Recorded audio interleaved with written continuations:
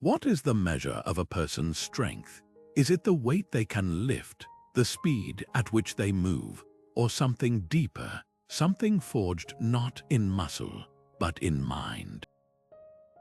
The Stoic philosopher Marcus Aurelius once reflected, "You have power over your mind, not outside events. Realize this, and you will find strength." For centuries, we've looked upon the ruins of ancient cities, the towering pyramids, the vast aqueducts, the grand amphitheaters, and asked ourselves, how? How did human hands, without cranes or computers, achieve such staggering, lasting beauty? We've credited ingenuity, yes, and sheer numbers. But what if the real secret wasn't just in their tools, but in their thinking? What if the true machinery behind these wonders was a form of mental discipline so powerful, so refined, that it turned stone into poetry and vision into reality? That's exactly what we're exploring today. This isn't just a story about architecture. It's about the inner architecture of the human spirit. The ancient builders didn't have modern technology, but they possessed something perhaps even more durable: the principles of Stoicism, clarity of purpose, resilience in the face of obstacles, patience that spanned generations, and a focus so intense it could block out noise, doubt, and distraction. They understood that to shape the outer world, you must first master the inner one. Before a single stone was laid, the city existed in the mind, not as a fantasy, but as a disciplined, deliberate vision aligned with nature, function, and timeless virtue. In this video, we'll uncover how Stoic mental training served as the invisible engine behind the ancient world's most ambitious projects. We'll see how focus built aqueducts that still stand, how patience carved theaters into mountainsides, and how resilience turned obstacles into opportunities. And perhaps most importantly, we'll discover how these very same principles, this ancient mental machinery, are just as available to us today. Whether you're building a career, a relationship, or simply a more grounded and purposeful life, the Stoic blueprint offers a way to construct something enduring. The marvels of the past weren't just made of stone, they were made of mindset, and that is a power we can all reclaim. Before a single stone was set, before the first line was drawn in the sand, the ancient builders engaged in an act of profound mental discipline. They began not with action, but with intention. This foundational principle is what the Stoics called prohesis, a clarity of purpose, a deliberate choice to align one's actions with rational, virtuous goals. It's the unwavering compass that guides every decision, ensuring that effort is never wasted and every motion moves toward a meaningful end. The philosopher Epictetus taught that our actions are only as good as the intentions behind them, that we must first govern our will before we can hope to govern any external project. For these master builders, this meant their work was never about mere construction. It was an expression of harmony with nature and a dedication to collective well-being. They didn't build to glorify a single ego or to achieve a hasty, fleeting victory. They built for function, for durability, for community, for a purpose that would outlast their own lifetimes. We can see this Stoic blueprint etched into the very stones of history, perhaps most clearly in the Roman aqueducts. These staggering marvels of engineering weren't just impressive feats of labor, they were monuments to foresight and rational planning. Imagine the mindset required to undertake such a project. An engineer wouldn't just see a valley separating a mountain spring from a thirsty city. He would see a problem to be solved with grace and precision. The purpose was crystal clear: deliver fresh water to support public health, sanitation, and industry. Every aspect of the aqueduct's design served this purpose. The gentle, consistent slope wasn't a guess. It was the product of meticulous calculation with simple tools like the chorobates, a level of astonishing accuracy. The arches weren't just aesthetically pleasing, they were the most efficient way to distribute immense weight across long distances using minimal material. This was Proherses in action, a vision so clear and rational that it turned flowing water into the lifeblood of an empire, with some aqueducts functioning for over 1,000 years. They worked with nature's gradients, not against them, embodying the Stoic ideal of aligning human intention with the natural order. This ancient practice invites a powerful reflection for our own lives. How often do we charge forward into our days, our projects, our relationships, without first establishing a clear and virtuous purpose? We confuse motion for progress, filling our time with activity that may not actually serve our deepest goals. The Stoic builder asks a different question before lifting a tool. Why am I doing this? Is it for show, for haste, for external validation? Or is it aligned with my nature and my duty to contribute something good and lasting to the world? Your project might not be an aqueduct. It might be starting a business, writing a book, improving your health, or nurturing your family. The scale doesn't matter. The principle is the same. The clarity of your purpose is the invisible architecture that will determine the strength and endurance of everything you build. So take a moment to look at your current endeavors. What is the true purpose behind your most important goal? Is it clear, rational, and aligned with your values, or is it clouded by distraction and the noise of the outside world? Now picture the scene at one of these massive ancient construction projects. It is not a place of quiet contemplation. The air is thick with dust and the cacophony of countless labors, the relentless hammering of chisels on stone, the groaning of heavy ropes under immense strain, the shouted commands of overseers, and the constant movement of hundreds, sometimes thousands of workers. It is a vortex of chaos, discomfort, and potential danger, and in the midst of this bedlam, a stonecutter sits before a massive block of granite. His task is not to simply break the rock, but to shape it with breathtaking precision, to create a perfect ashlar block that must fit seamlessly with countless others, sometimes with tolerances of mere millimeters. One moment of lost attention, a single lapse in concentration, and weeks of work could be ruined, or worse, a flawed stone could weaken an entire wall. This was the daily reality. How did they achieve such exacting work not just once, but consistently, in an environment designed to shatter focus? The answer lies in a core Stoic practice known as prosoch, the discipline of attention. This is not the kind of focus we often talk about today, which is usually about concentrating on a single task. Prosoch is deeper.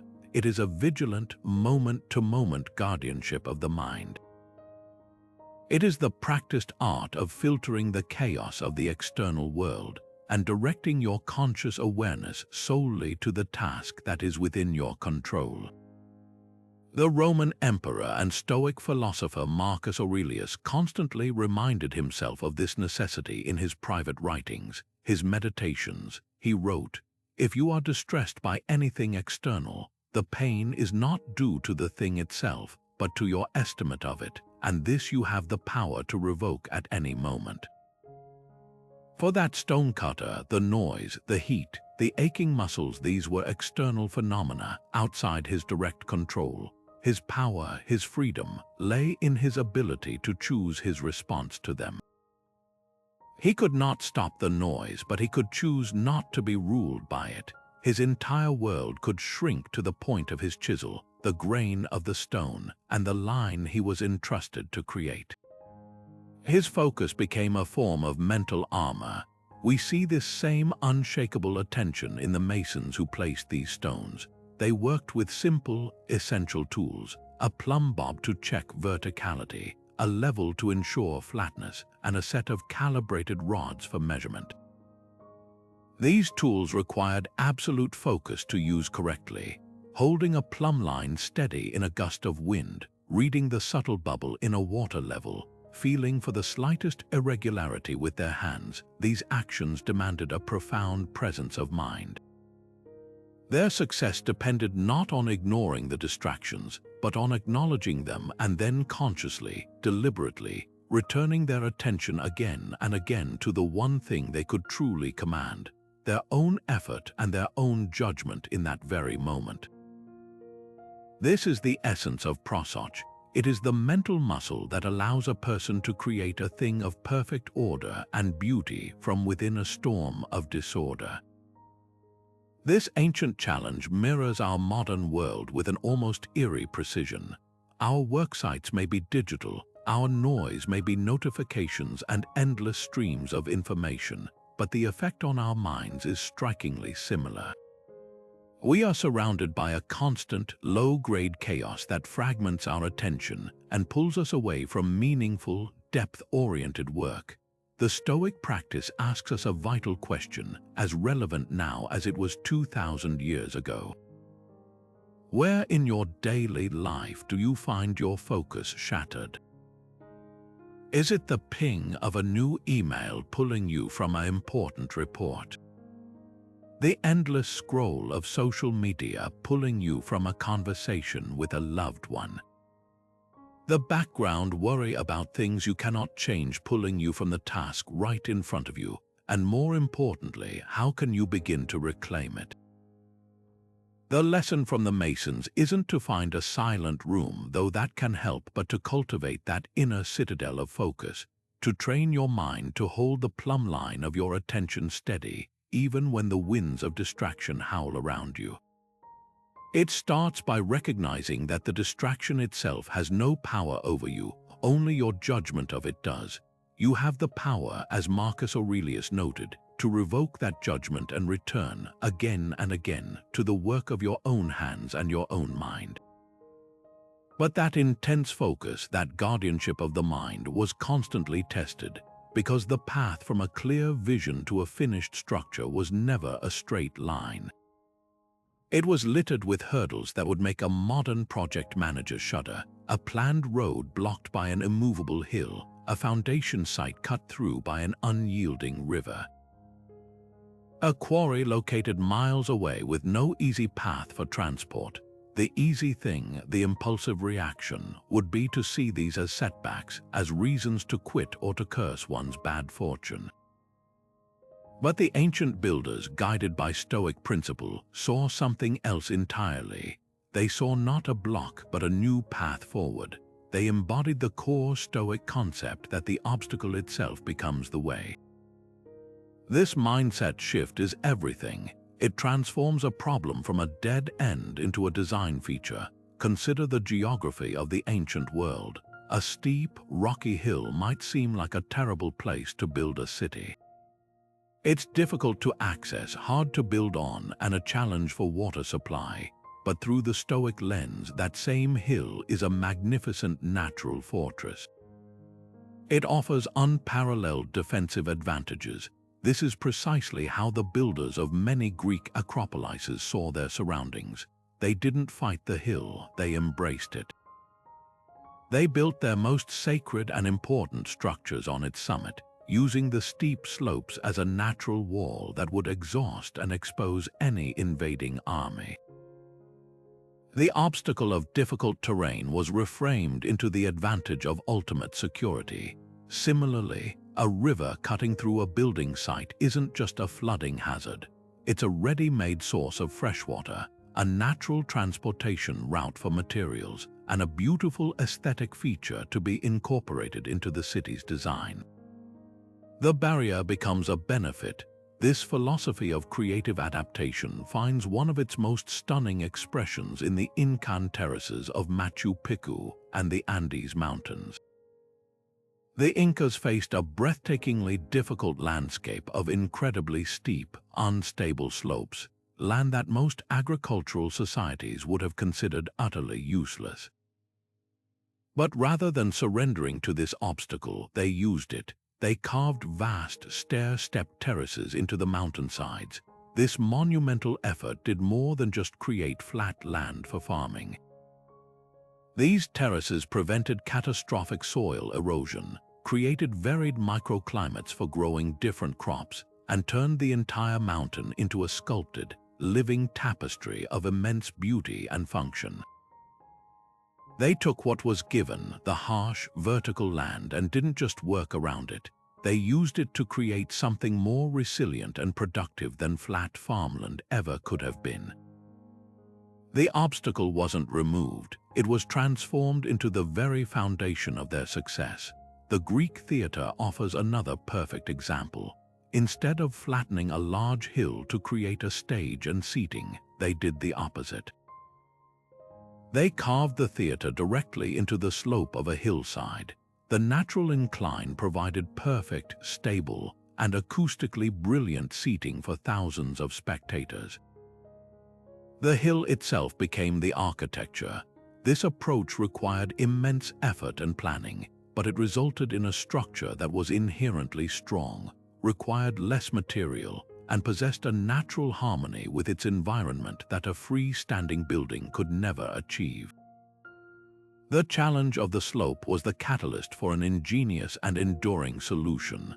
This resilient mindset is exactly what the Stoic philosopher Seneca championed when he wrote, "Difficulties strengthen the mind as labor does the body."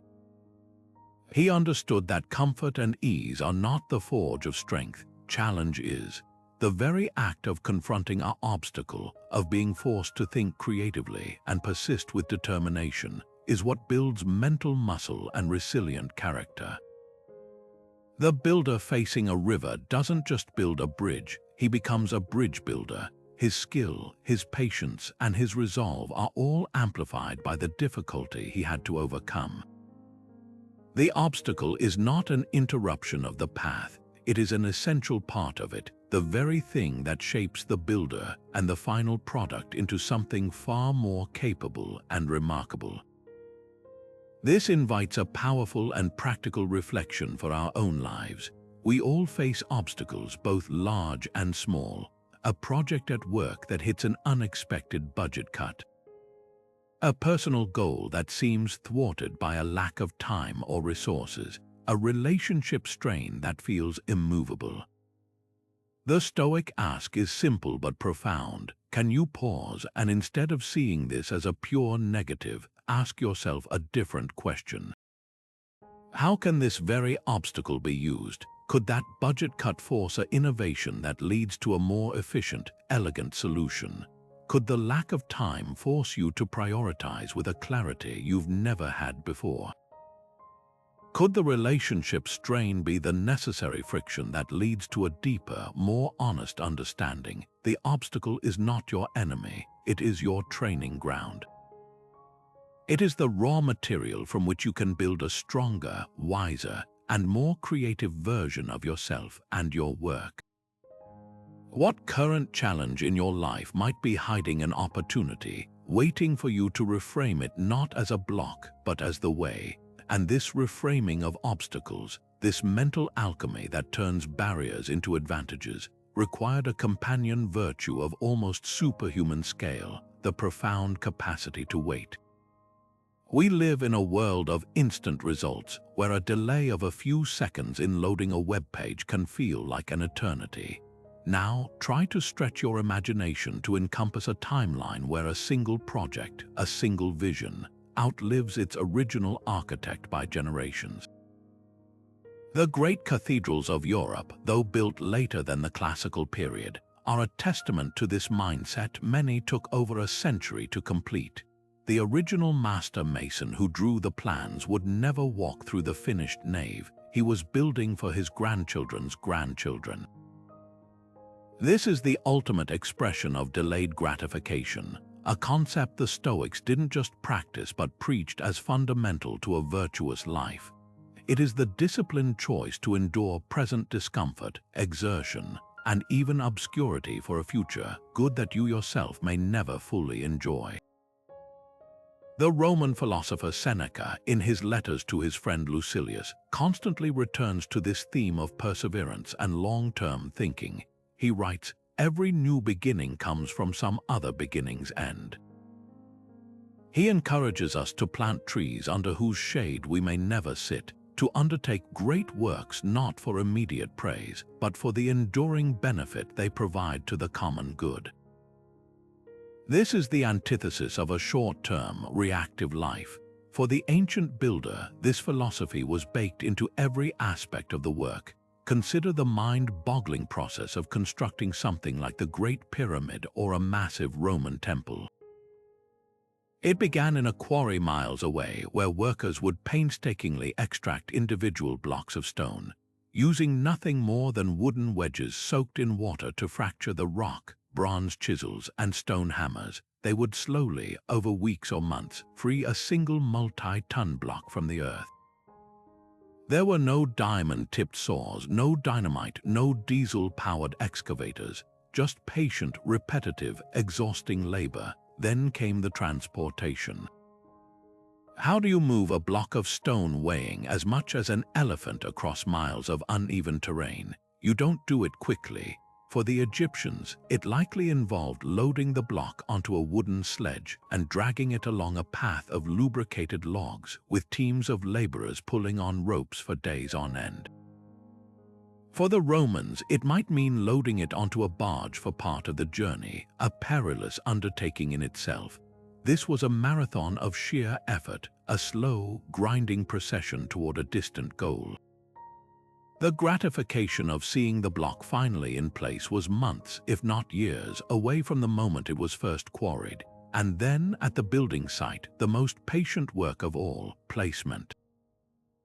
Using ramps of earth and sand, complex systems of ropes and pulleys, and the coordinated strength of hundreds of men, they would inch each block into its precise position. A single course of stones around a large building could take an entire season to complete.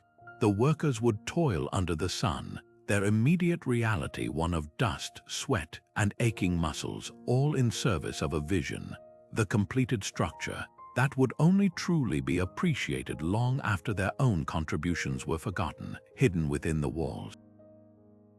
This is the discipline of delayed gratification in its purest form.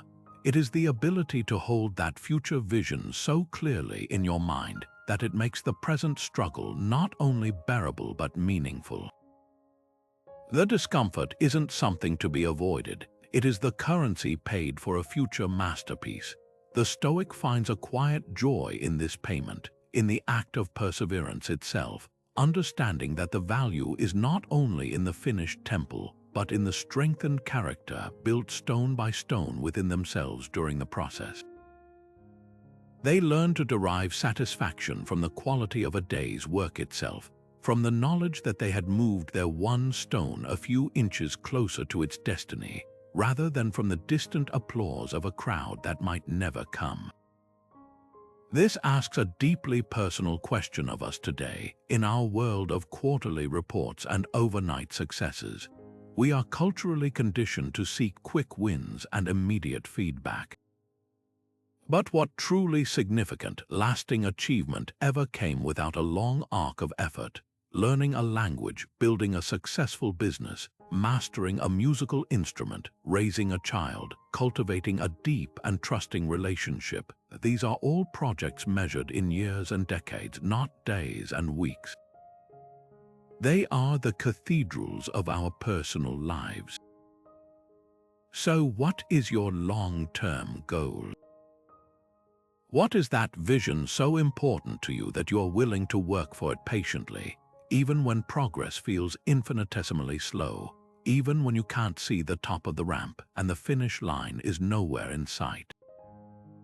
And more importantly, can you learn to find a sense of purpose and even contentment in the daily effort itself, in the quiet satisfaction of knowing you are laying another stone today, just as you did yesterday and will do again tomorrow? The grand structure will rise in its own time. Your job is not to rush it, but to ensure that every stone you lay is set with care, with the unwavering faith that your patience is building something that will long outlast the momentary discomfort required to place it. Yet this patient, long-term work was not a passive waiting game. It was built upon a foundation of active, daily, and deeply repetitive effort.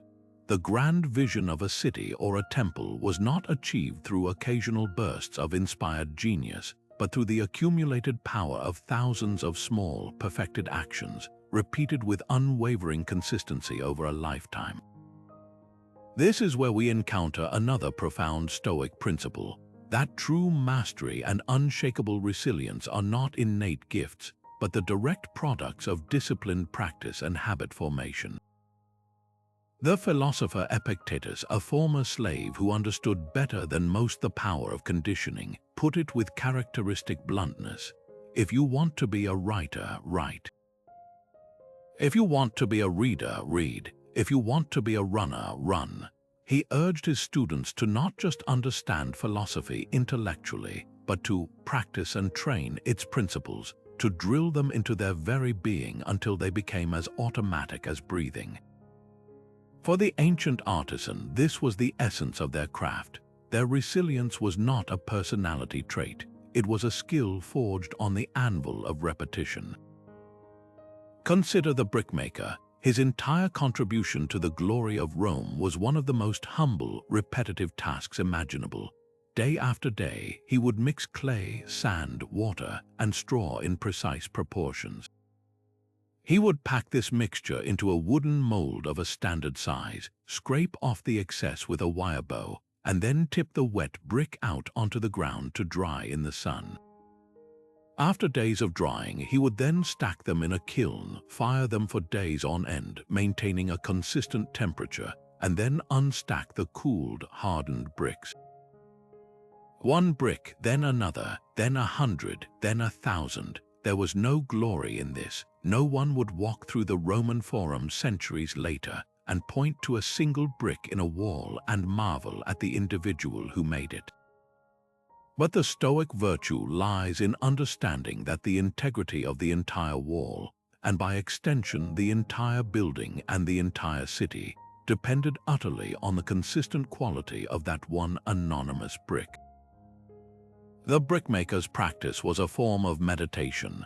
By repeating the same motions with focused attention, he wasn't just making bricks, he was building his own character, his patience, his attention to detail, his commitment to a standard of excellence that he alone could uphold in that moment. Or step into the workshop of a mosaicist, an artist working on a scale of breathtaking patience. Their canvas was a floor or a wall, and their paints were thousands of tiny, hand-cut pieces of stone, glass, or ceramic called tesserae. Creating a single square meter of detailed mosaic could require setting over 10,000 individual pieces. The process was meticulous beyond belief. Each tiny tessera had to be set by hand into a bed of fresh mortar, its angle and depth carefully adjusted to catch the light in just the right way to create the intended color and shadow in the overall image. The artisan would spend hours, days, weeks on a single section, their world reduced to the relationship between their tweezers, one tiny stone, and the emerging pattern. This was not work that could be rushed. It was the physical embodiment of the Stoic focus on the present task. The grand image of a god or a mythological scene was the eventual outcome, but it was only achievable through the absolute mastery of the one, small, repetitive action of placing a single tessera perfectly and then doing it again. And again and again, their resilience was built tessera by tessera. With every perfectly placed piece, they were not only creating art, they were reinforcing a neural pathway of discipline, proving to themselves with each action that they could endure the monotony and find profundity within it.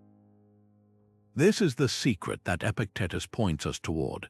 We often believe that we must first feel motivated or inspired to do great things.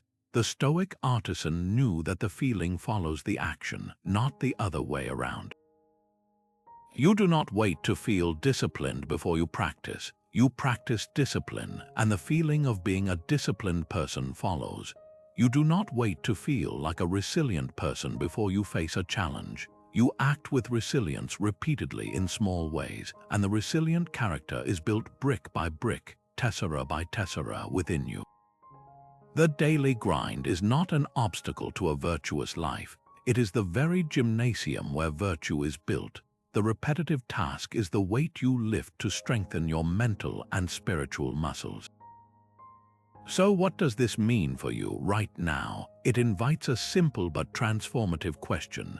Look at your own life, at the skills you wish to master or the virtues you wish to embody.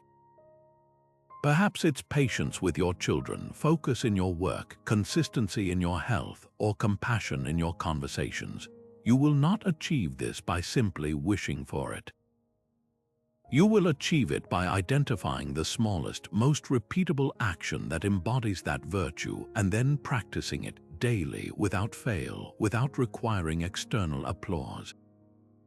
What is the one small, repetitive practice you could commit to today that would, over time, build a wall of resilience within you that no obstacle could ever tear down?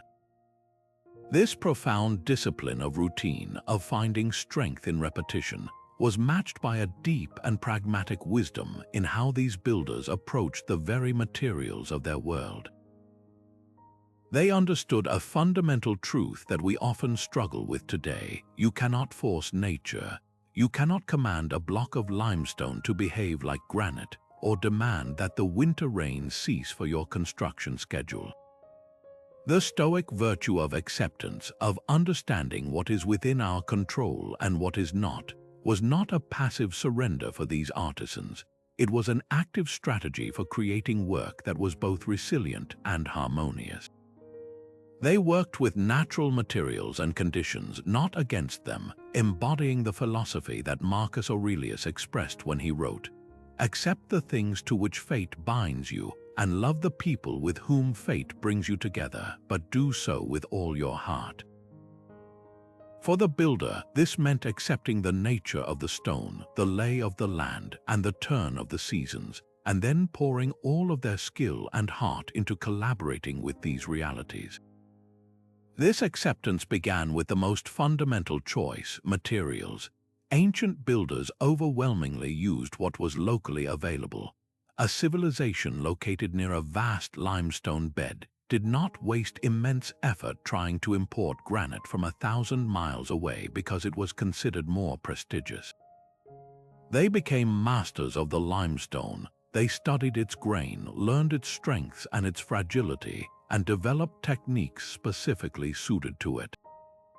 In Egypt, the abundant sandstone and limestone dictated the scale and style of their monuments. In Greece, the brilliant white marble from Mount Pentelicus became synonymous with their architectural identity. In places like Cappadocia, builders didn't just use the soft volcanic rock. They carved entire cities directly into it, allowing the natural formations to dictate the flow of rooms, tunnels, and temples. This wasn't a limitation, it was a conversation. The material spoke, and the builder listened, adapting his designs to its unique voice. This resulted in structures that felt like an organic extension of the landscape, not an imposition upon it. The same principle applied to the relentless variable of weather. Construction was a seasonal affair dictated by the sun and the rain. There were no all-weather seals or climate-controlled environments. Builders in the Mediterranean learned to work with the dry summer months for tasks like quarrying and heavy lifting when the ground was firm and the skies were clear. The rainy winter season became a time for detailed indoor work planning, carving intricate reliefs under shelter or tool making. They accepted the rhythm of the year and integrated it into their project timeline. This is a stark contrast to our modern approach, where we often fight against nature with heated tents, dehumidifiers, and artificial lighting, expending immense energy to create a bubble of control. The ancient way was to flow with the natural cycle, recognizing it as a force outside their control and finding a way to make it an ally in their process.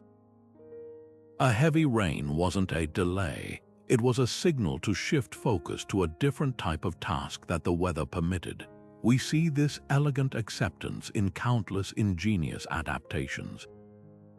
The Romans, masters of hydraulics, didn't just try to wall off floods. In cities like Rome itself, they built the Cloaca Maxima, a massive sewer system that accepted the periodic floodwaters and channeled them away, turning a destructive force into a mechanism for sanitation. In ancient Persia, builders developed badgers or wind catchers on rooftops. Instead of fighting the oppressive desert heat with energy-intensive cooling, they accepted the wind's natural flow and designed clever towers to catch breezes and funnel them down into the building's interior, creating a natural and sustainable form of air conditioning.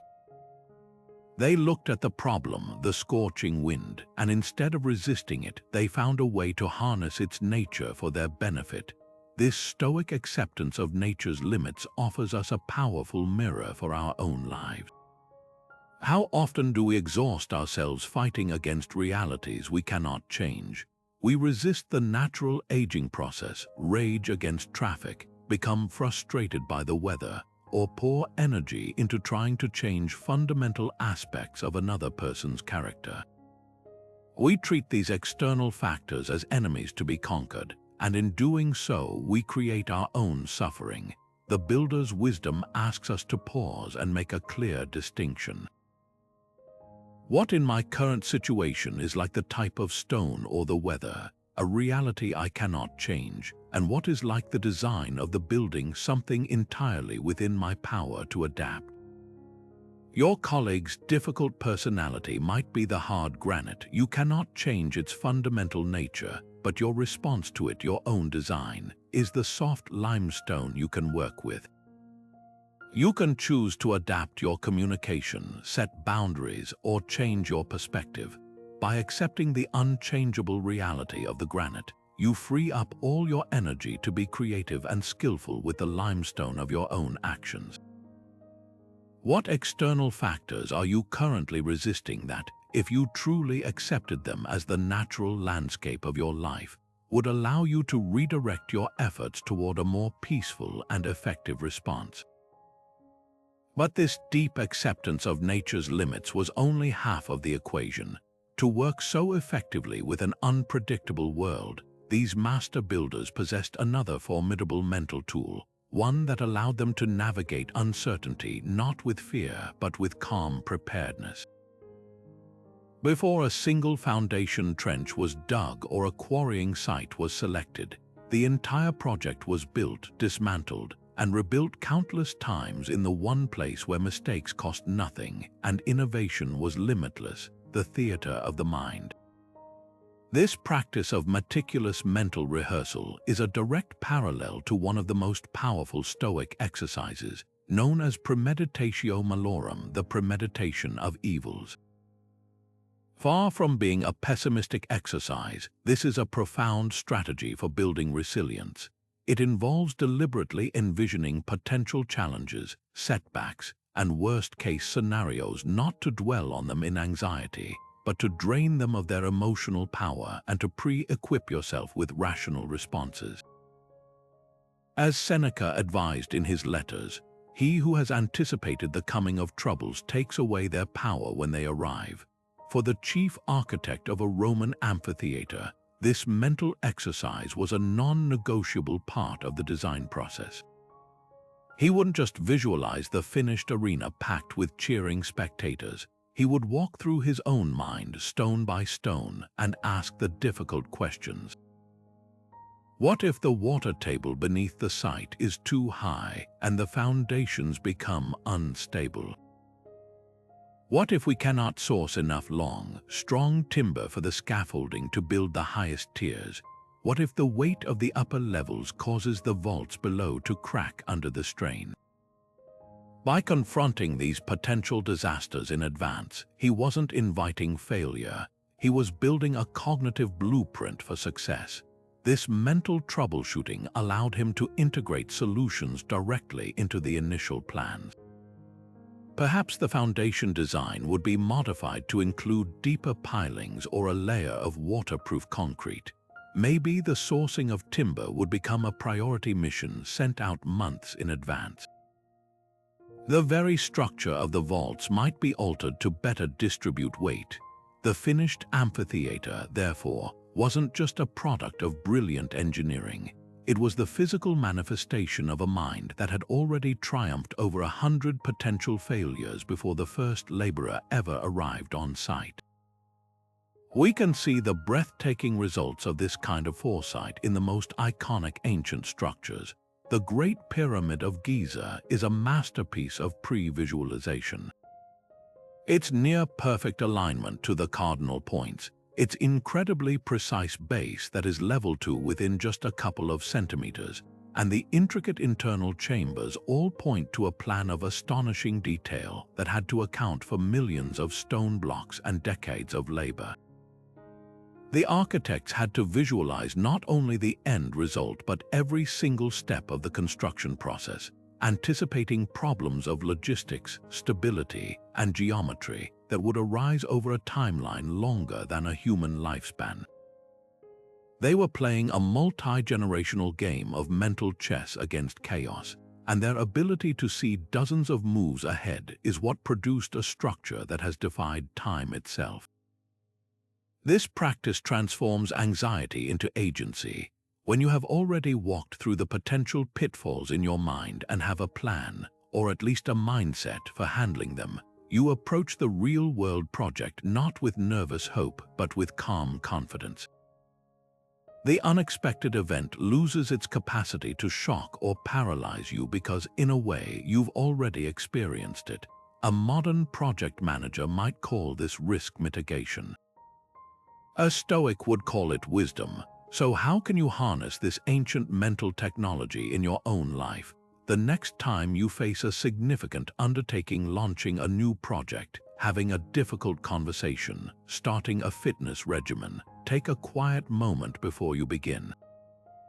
Close your eyes and don't just visualize the ideal, smooth success. Dare to walk the darker paths. What are the 3 most likely things that could go wrong? If you're starting a business, perhaps it's a key supplier falling through or a slower than expected customer adoption. If you're having a tough conversation, maybe the other person becomes defensive or angry. Now, without judgment or fear, simply ask yourself, if that happens, what is my move? What is my reasoned, virtuous response? By doing this, you are not cursing your project, you are fortifying it. You are building mental shock absorbers that will allow you to navigate the inevitable bumps in the road not with panic, but with the unshakable calm of a master builder who has already laid every stone 1,000 times in the workshop of the mind. Now consider the sheer scale of a project like the construction of a massive city wall or a great temple. We're not talking about a few dozen artisans working in a quarry. We're talking about an endeavor that required the synchronized effort of thousands of individuals: quarrymen, stonemasons, laborers, carpenters, blacksmiths, scribes, and overseers. Each person had a specific, specialized role, and the failure of any single link in this vast human chain could jeopardize the entire undertaking. A poorly cut stone from the quarryman would not fit the mason's template. A weak rope fashioned by the rope maker could snap under the strain of a pulley, sending a multi-ton block crashing down.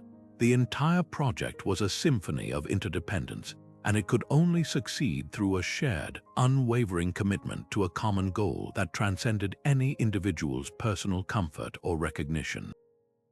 This is where the Stoic ideal of duty to the community, of seeing oneself as part of a greater whole, moved from philosophy into tangible, world-altering action.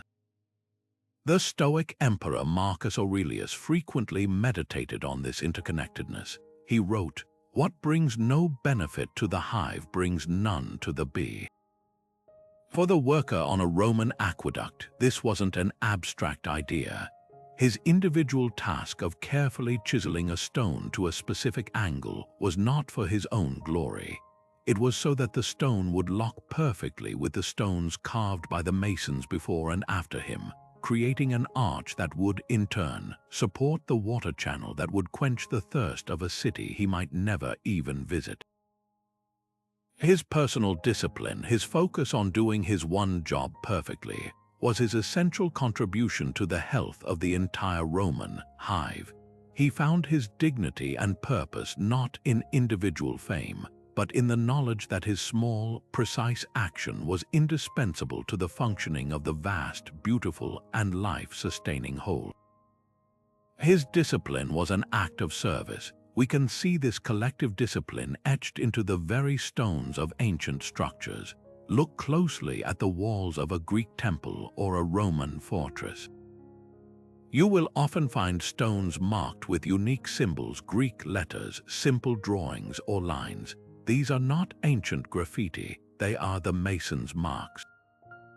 In a project involving hundreds of workers from different crews, these marks were a sophisticated system of quality control and accountability.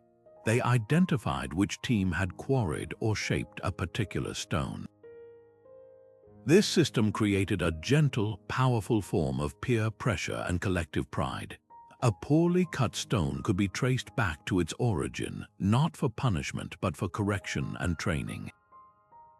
Conversely, a perfectly cut stone that fit seamlessly into the rising wall was a silent testament to the skill and discipline of that team.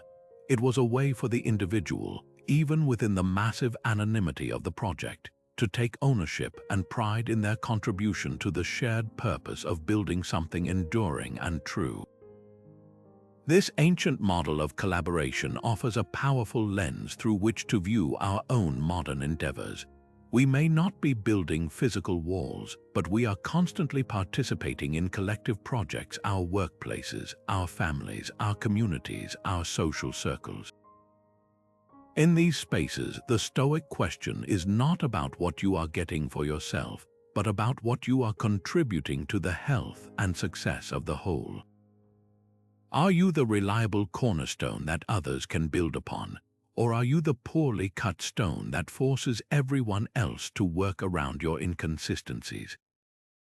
Your personal discipline in meeting deadlines, your commitment to clear communication, your willingness to support a colleague without seeking credit, these are the modern equivalent of the mason's mark. They are the small, daily actions that, when multiplied across a team, determine whether the collective project soars or stalls. How does your self-discipline, your commitment to doing your part well, actively support and elevate the shared goals of the communities you belong to? This relentless focus on collective effort and shared purpose leads us directly to another cornerstone of the ancient builder's mindset, a principle that transformed severe limitations into stunning innovations. They understood that true power isn't found in an abundance of resources, but in the intelligent and efficient use of whatever is at hand. This is the Stoic virtue of economy of action, the art of doing more with less, of avoiding all waste in thought, motion, and material. It's a philosophy that values sufficiency over excess, elegance over brute force, and sees ingenuity not as a last resort, but as the highest form of mastery. The philosopher Epictetus, who lived with the barest minimum of personal possessions, framed this idea perfectly when he said, "Wealth consists not in having great possessions, but in having few wants." For the ancient builder, this wasn't just a personal ethic. It was the fundamental operating system for creating lasting monuments in a world of scarcity. We can see this principle etched into the very bones of the Roman road network, one of the most staggering logistical achievements of the ancient world. These roads weren't just dirt paths, they were sophisticated, multi-layered engineering marvels designed for maximum durability with minimal ongoing maintenance. The builders didn't have endless supplies of concrete or stone, so they used their materials with breathtaking intelligence. The construction began with digging a deep trench, the fossa. Into this trench, they would lay a foundation layer of large, flat stones called the statumen. This provided stability and drainage. On top of that, they placed a layer of rubble and crushed stone mixed with clay, the rudus, which was painstakingly compacted. The next layer, the nucleus, was a finer mix of gravel and sand. Finally, the surface, the summum dorsum, was made of tightly fitting, interlocking flat stones that were slightly cambered to shed rainwater into drainage ditches on either side.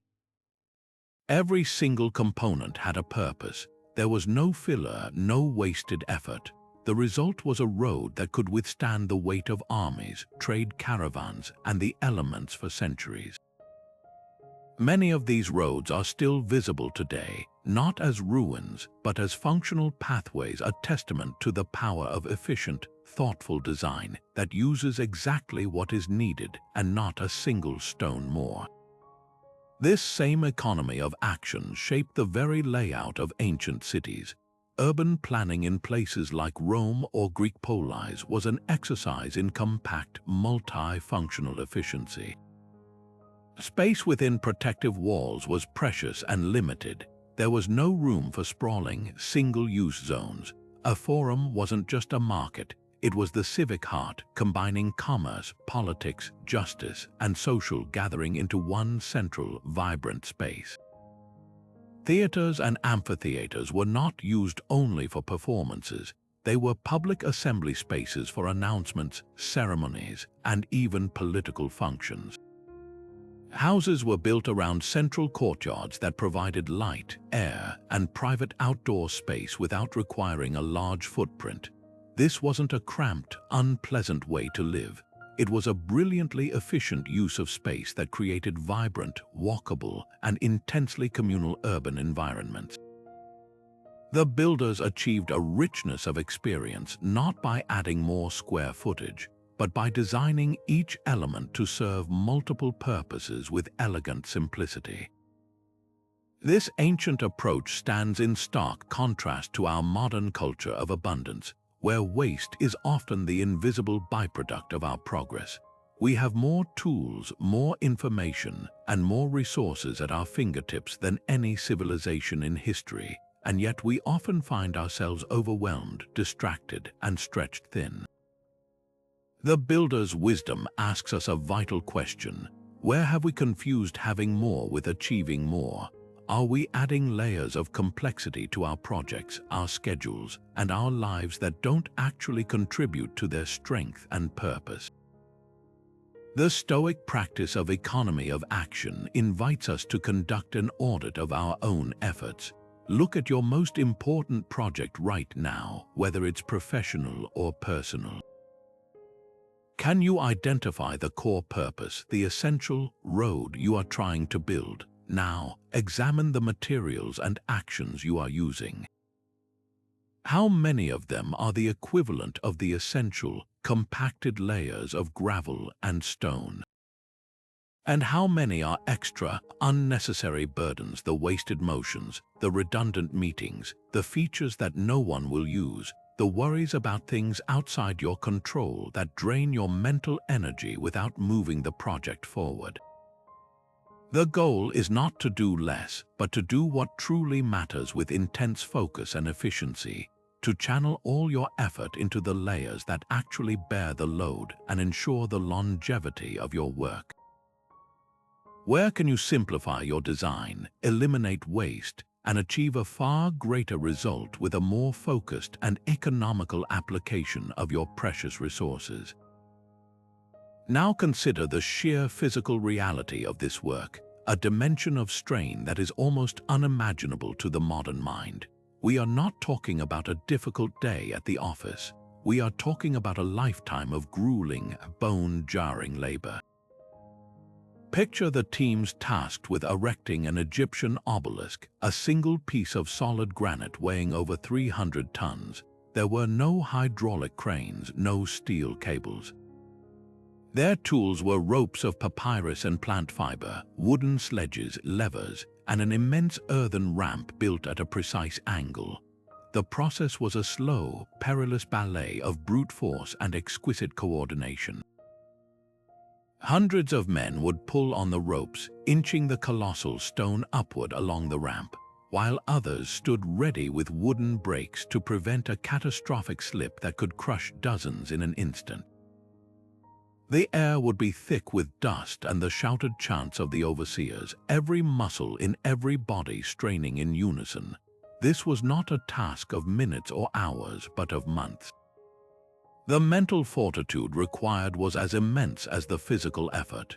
It was the discipline to show up day after day to face the same backbreaking, dangerous task, to maintain focus amidst exhaustion, and to trust the person next to you with your life. This was endurance incarnate, or descend deep into the earth, into the silver and copper mines of Lorient in ancient Greece or Rio Tinto in Roman Spain. Here, workers toiled in a sunless world of suffocating heat and choking dust, using nothing more than fire setting and bronze picks to fracture the ore from the rock face. The tunnels were narrow, unstable, and constantly threatened by collapse or deadly pockets of stagnant air.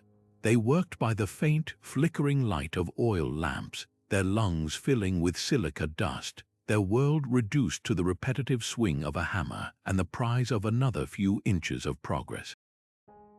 This was a form of suffering that tested the absolute limits of human endurance.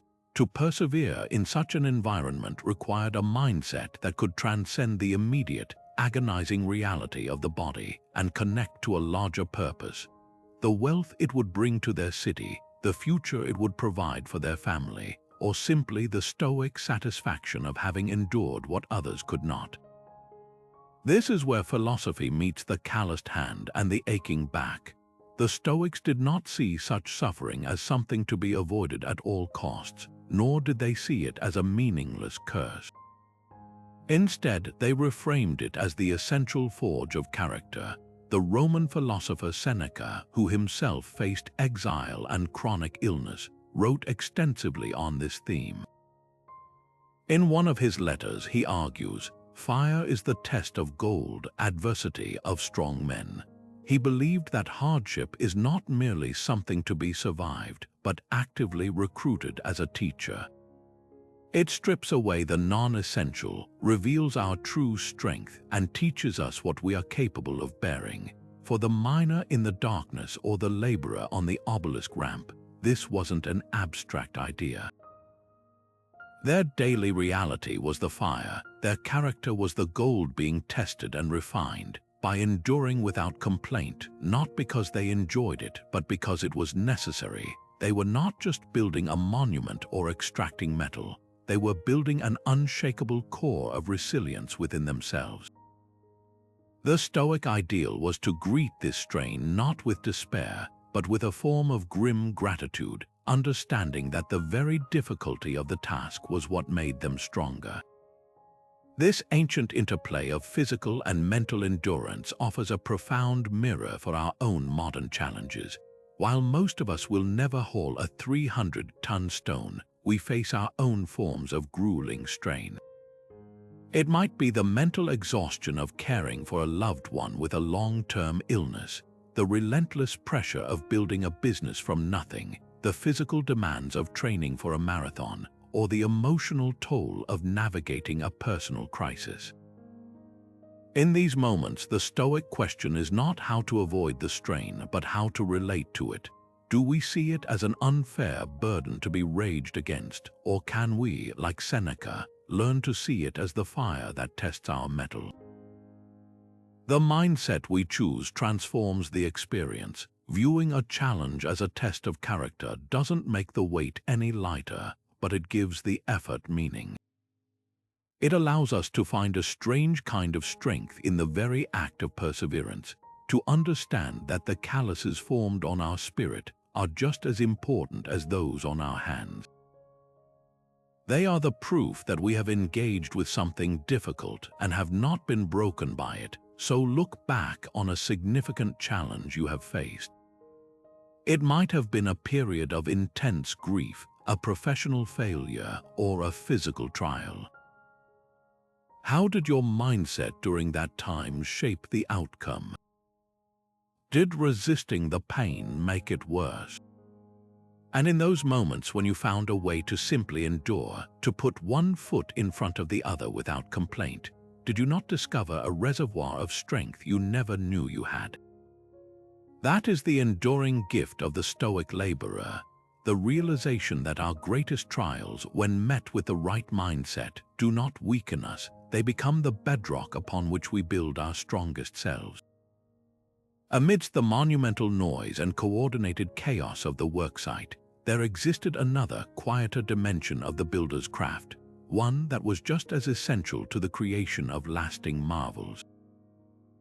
For the master architect or chief engineer, the ability to withdraw from the relentless sensory overload was not a luxury, it was a professional necessity. This deliberate retreat into silence and solitude was a profound Stoic practice, a conscious turning inward to access the clarity and creativity that noise so easily scatters.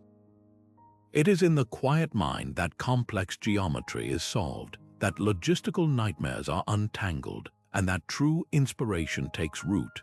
Marcus Aurelius, who managed the immense pressures of leading an empire, constantly sought this inner sanctuary.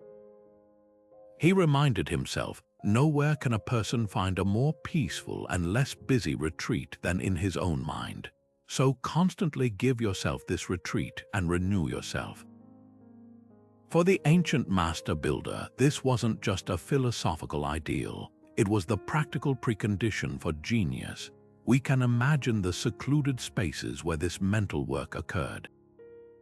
Perhaps it was a small, quiet room attached to a library, lit by a single oil lamp, its walls covered in schematics scratched onto wax tablets or parchment. Here, away from the shouts of foremen and the din of construction, the architect could commune with the pure geometry of his vision. He would calculate load distributions, visualize the interplay of stresses and counterstresses in an arch, and mentally walk through the entire construction process from foundation to capstone. This required uninterrupted deep focus, a state of flow that is impossible to achieve amidst constant interruption. The silence wasn't empty, it was a fertile ground for the complex synthesis of mathematics, physics, and art. Or consider the planner of an entire city's water system, tasked with ensuring a steady flow from a distant spring. His work would have begun not at a drafting table, but in the silent, observant solitude of nature itself. He would walk the proposed route for an aqueduct for days alone, observing the land's subtle gradients, noting the sources of streams, and understanding the lay of the land with an intimate, silent attention. This solitary reconnaissance was where the project was truly born, in the quiet conversation between a trained mind and the natural world it sought to harness. This practice of seeking solitude for creative and intellectual labor is a thread that runs through history's greatest thinkers and builders. It is in silence that the mind can hear its own most original thoughts.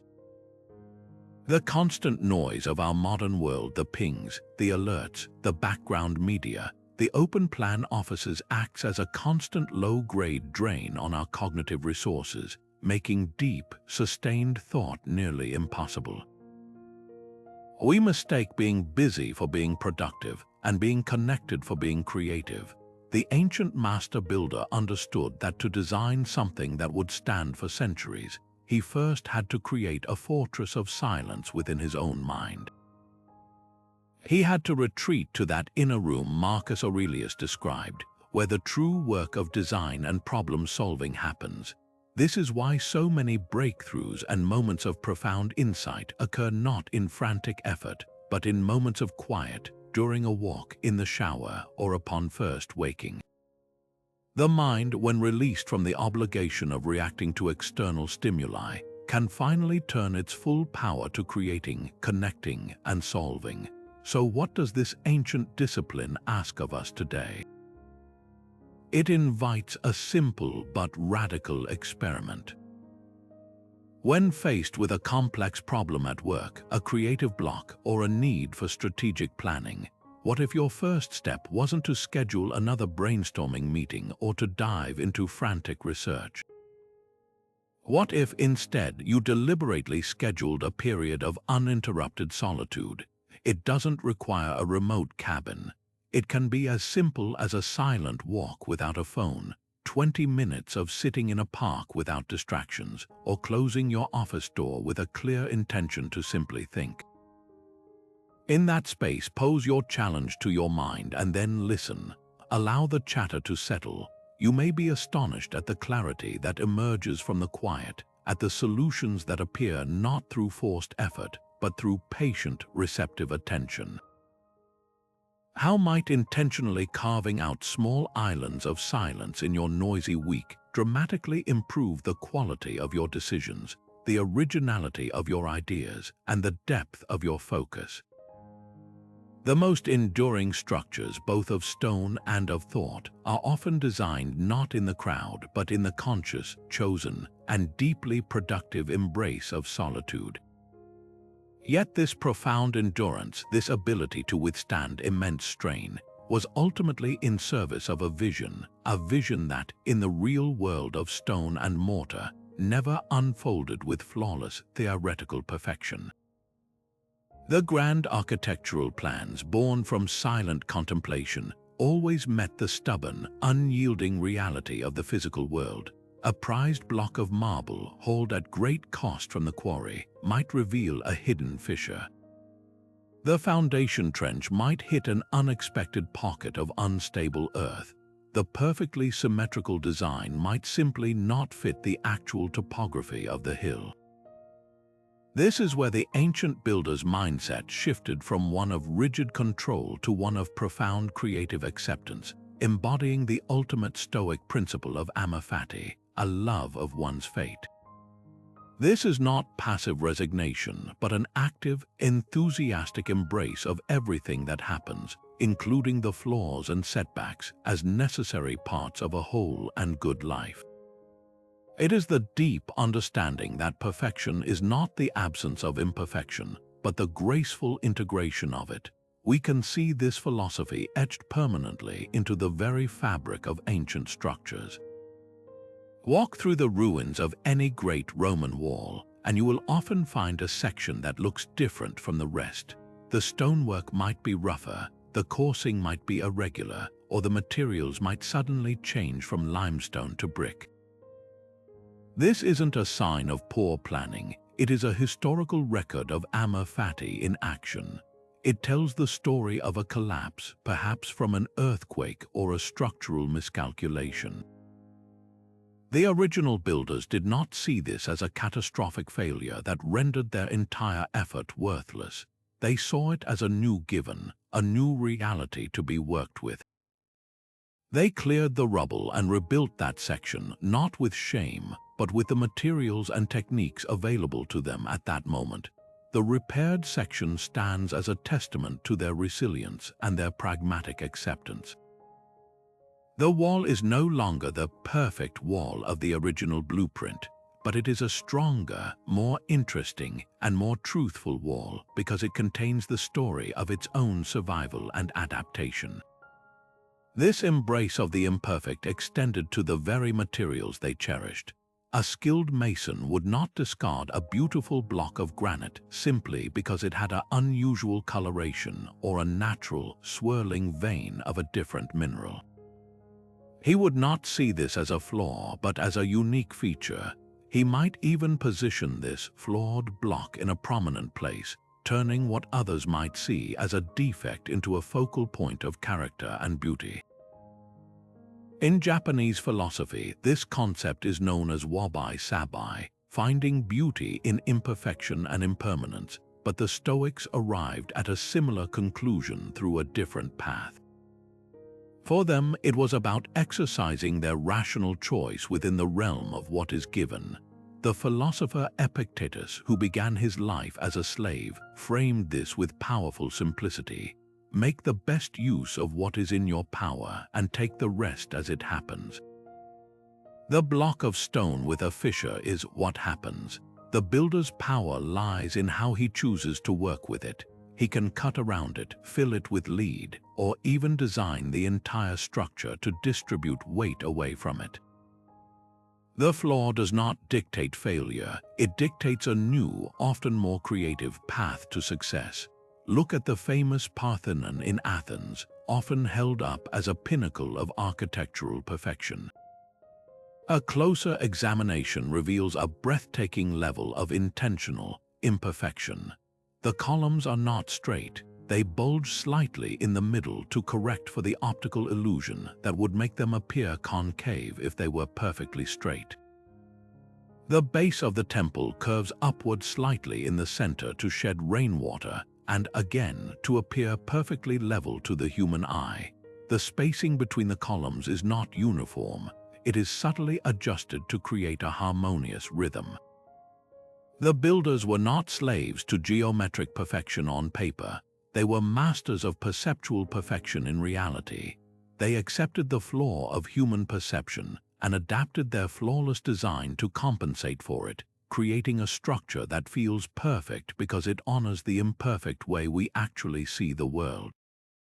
This radical acceptance invites a deeply liberating question for our own pursuits. How much energy do we waste fighting against the inevitable flaws and hiccups in our plans? We imagine a perfect career path, a perfect relationship, a perfect project, and we treat any deviation from that ideal as a failure. We discard the entire block because of one fissure. The Stoic artisan asks us to reconsider. What if that career setback isn't a ruinous crack, but simply a new grain in the stone that forces you to carve a different, more interesting path? What if the perceived flaw in a loved one isn't a reason for rejection, but the very unique feature that makes the relationship rich and real? What if the mistake you made in your project isn't something to hide, but something to integrate, creating a final product that has more depth and resilience because it contains the story of its own adaptation? Your life, like an ancient wall, will not be a seamless monument to a theoretical ideal. It will be a beautiful patchwork mosaic of original plans, clever repairs, and unexpected additions. The goal is not to avoid the flaws, but to love the entire fateful structure, to practice amor fati, and to take genuine pride in the skillful way you incorporated every single unexpected stone into the final, enduring design. This profound acceptance of nature's limits, this willingness to work with the flaws and realities of the physical world, was itself a product of a deeper, more fundamental principle. For the ancient builder, nature was not merely a set of constraints to be accepted. It was the ultimate teacher, the master architect whose blueprints were written into the very fabric of the world. This reverence for the natural order is a cornerstone of Stoic thought. Marcus Aurelius constantly turned his gaze to the world around him for instruction, writing, "Look at the processes and changes of the elements. The workings of natural forces should inform your mind." He saw in the cycles of growth and decay, in the flow of water and the strength of stone, a timeless wisdom that could guide human action toward harmony and resilience. The builders who shaped the ancient world shared this view. They understood that the most elegant, durable, and efficient solutions to their most complex problems had already been invented. They just had to learn how to read the great book of nature. This practice of biomimicry, though they had no such modern term for it, is evident in some of the most enduring architectural forms. Consider the humble arch, a foundational element of Roman engineering that allowed them to span vast distances and support immense weights. Where did the inspiration for this brilliant structure come from? Look at a rock formation where a softer layer of stone has eroded away beneath a harder, more resilient capstone, leaving a natural archway. Or observe the intricate structure of a honeycomb, where a network of hexagonal cells creates a phenomenally strong, lightweight material using a minimum of wax. The arch is not an invention of human genius in a vacuum. It is an act of profound imitation. The builders observed how nature distributed weight and force along elegant, curving lines and applied that same principle to their own constructions. They saw that nature never uses a straight line and a 90-degree angle where a curve will do a better job of managing stress. and so they followed suit, creating structures like the Pantheon's dome that have stood for millennia. This learning from nature extended far beyond static forms and into dynamic systems. The problem of ventilating a large, crowded building in a hot climate is a classic engineering challenge. The ancient Persians and Egyptians provided a stunning solution by observing the behavior of termites. These insects construct massive mounds that maintain a remarkably constant internal temperature despite extreme external heat. They do this through a sophisticated network of ventilation shafts that channel cool air from underground and allow hot air to escape through chimneys at the top. Builders in these regions adopted this very principle, constructing tall, chimney-like towers known as badgers or wind catchers on their roofs. These structures captured the prevailing winds and funneled the cool air down into the building's interior, while simultaneously drawing the warm, stale air up and out. This was not primitive construction. It was a highly advanced form of climate control that required no energy beyond the wind itself, all achieved by paying humble attention to the ingenuity of the insect world. Even the management of water, so vital to any civilization, was a lesson learned from careful observation. Roman aqueducts are a marvel, but their initial inspiration likely came from observing how water naturally finds its way through the landscape, following the path of least resistance along a consistent gradient. The complex system of canals and canats used in arid regions to tap into underground aquifers mirrors the way tree roots seek out water sources deep beneath the soil. By patiently observing and then imitating these natural patterns, the builders didn't have to force water to obey them. They simply created the conditions for it to flow as it naturally desires to, guiding it with a gentle, efficient hand toward human need. This ancient discipline offers us a powerful and refreshingly practical method for modern problem solving. We often sit in sterile rooms and brainstorm solutions from scratch, relying solely on our own limited experience and often reinventing the wheel in the process. The Stoic builder asks a different question: where in the natural world has this problem already been solved? If you are struggling with a logistical problem of distribution and efficiency, don't just stare at a spreadsheet, look at how the veins in a leaf distribute nutrients with breathtaking efficiency from a central stem. If you are designing a new material, study the incredible strength-to-weight ratio of a spider's silk or the shock-absorbing properties of a woodpecker's skull. If you are trying to build a more cohesive team, observe the flawless coordination of a flock of starlings in flight, where thousands of individuals move as one without a single central command. Nature has been running a research and development laboratory for 3.8 billion years, and its patents are free for the taking. The only requirement is a mind humble enough to stop asserting its own cleverness and start observing the profound wisdom that is already and always on display all around us. What challenge are you currently facing where you could step away from your desk, walk outside, and simply ask, how would nature solve this? Imagine the rhythm of an ancient worksite at dawn. The sun has just broken the horizon, and already the air is filled not with the chaotic shouts of a disorganized mob, but with the low, steady hum of purposeful activity. Workers move with a sense of ingrained routine, each person knowing their precise role, their movements almost a dance of practiced efficiency. This wasn't a coincidence, it was the product of a deeply embedded culture of ritual. The entire day was structured around rhythms and routines designed to transform a diverse group of individuals into a single, focused organism capable of monumental achievement. These daily rituals were the practical, on-the-ground application of Stoic philosophy, a way to cultivate the mental focus and intentionality required for work that would last 1,000 years. This structured existence stands in stark contrast to our modern mornings, which often begin with a frantic grab for a phone, immediately flooding the mind with the agendas and anxieties of the outside world. The ancient worker's day began with an intentional turning inward, a grounding of oneself in purpose before engaging with the demands of the external world. This conscious structuring of one's day is a hallmark of Stoic practice. The Roman philosopher Seneca, a towering figure of Stoicism, placed immense importance on this daily accounting of the self.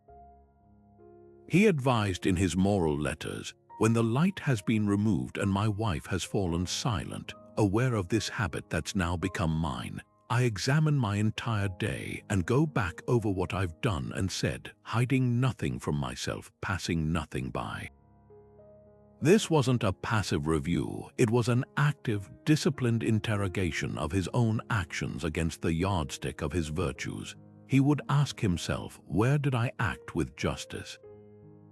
Where did I let externals disturb my peace? Where did I waste time? This practice of evening reflection, paired with a morning meditation on the challenges to come, created a container for intentional living. It was a ritual that ensured each day was not just lived but examined, and that each tomorrow could be approached with greater wisdom and self-command. The worker on the aqueduct may not have been a philosopher writing letters, but he lived within a system that embodied this same principle. His daily rituals were his philosophy in action. We can see these rituals woven into the very fabric of ancient labor. In Egypt, the rhythm of hauling a colossal stone statue was not left to individual whim. It was guided by the steady beat of a drum or the call and response chant of a lead worker. These synchronized work songs did more than just coordinate effort.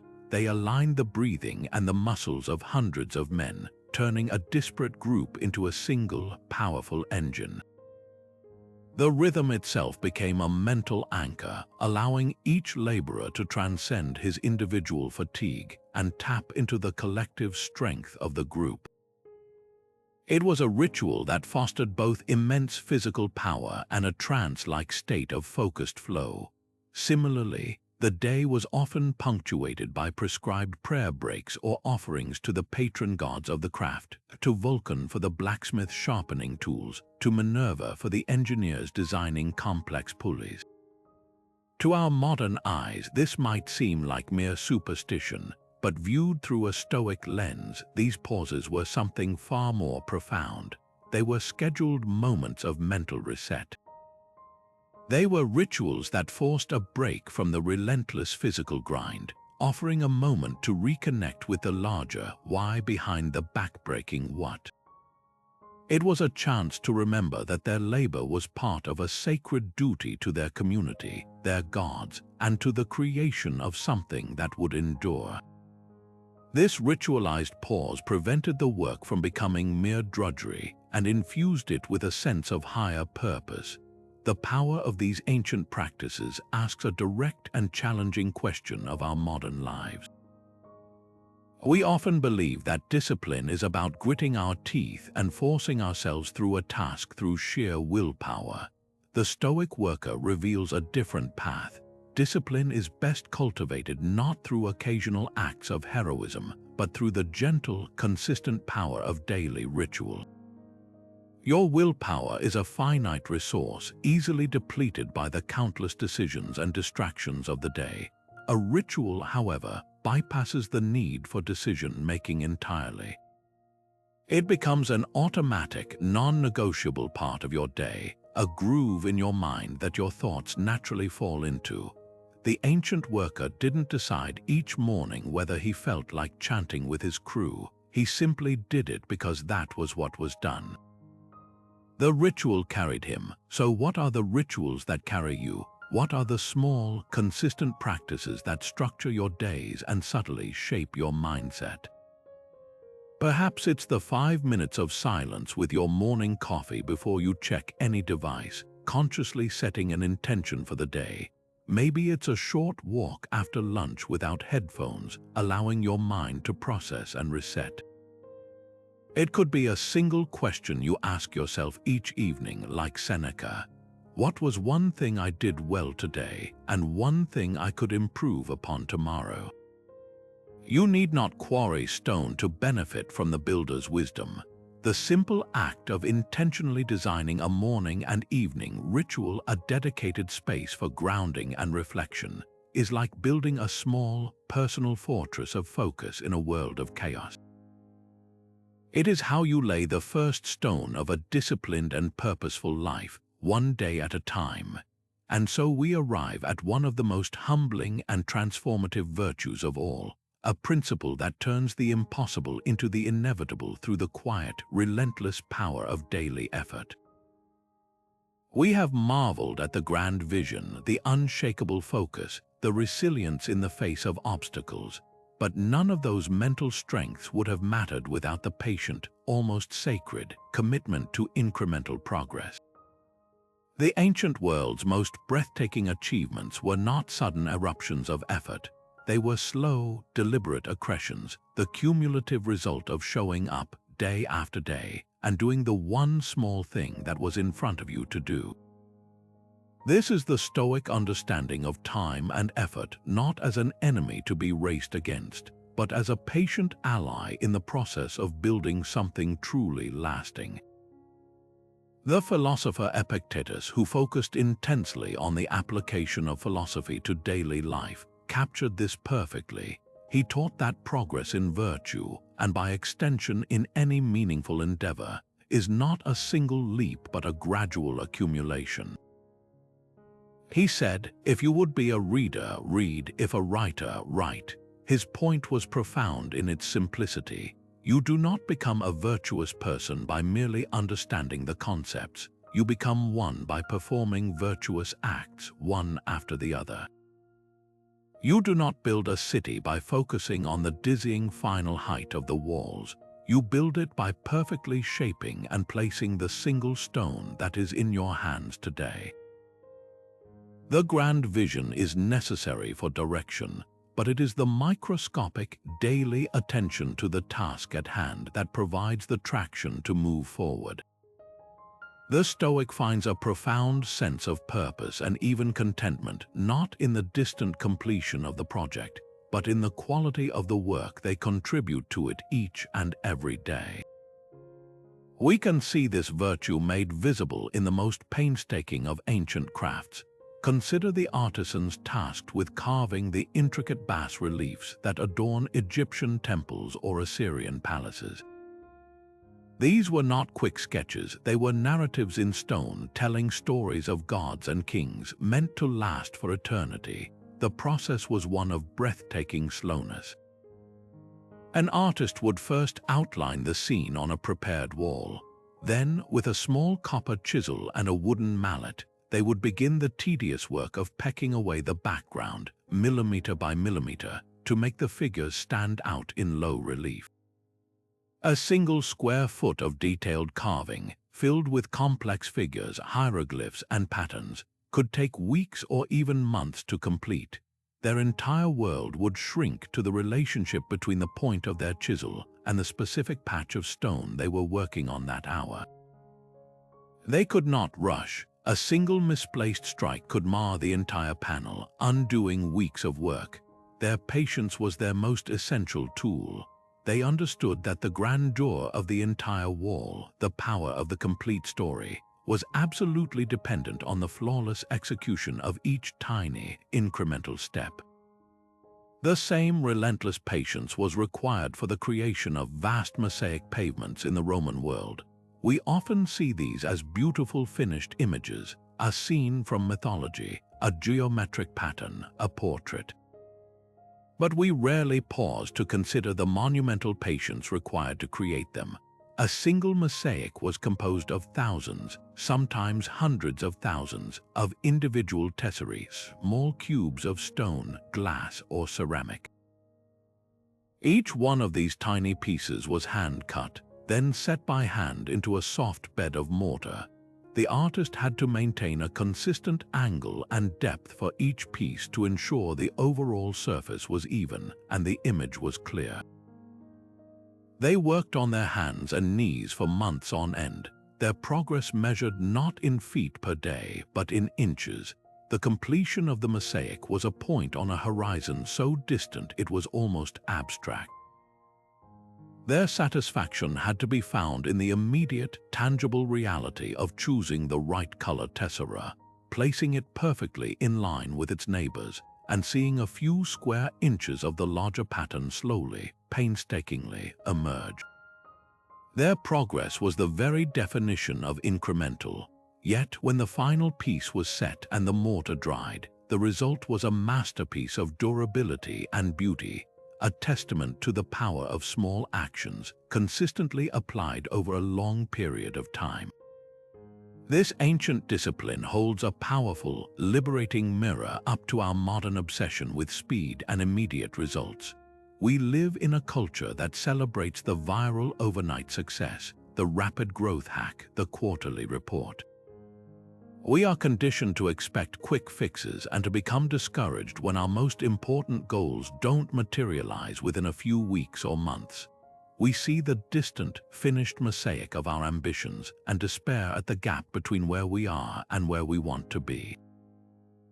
The Stoic artisan invites us to shift our gaze, stop staring at the unfinished wall, look down at your hands. What is the one small, perfect stone you can lay today? What is the single, tiny tessera you can set in place?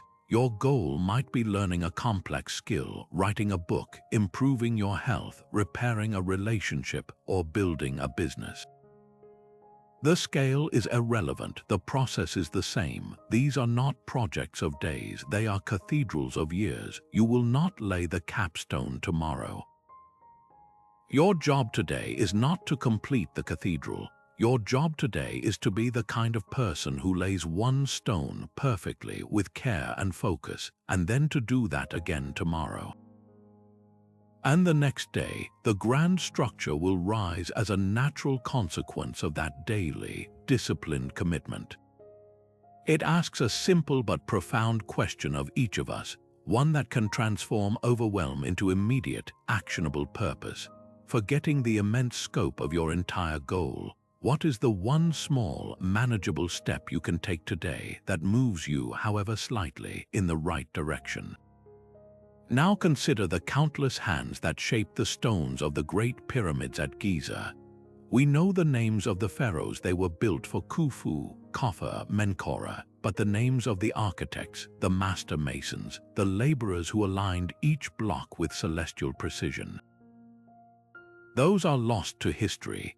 These were not slaves toiling under the lash, as outdated stories would have it, but skilled artisans and workers who lived in well-organized nearby communities.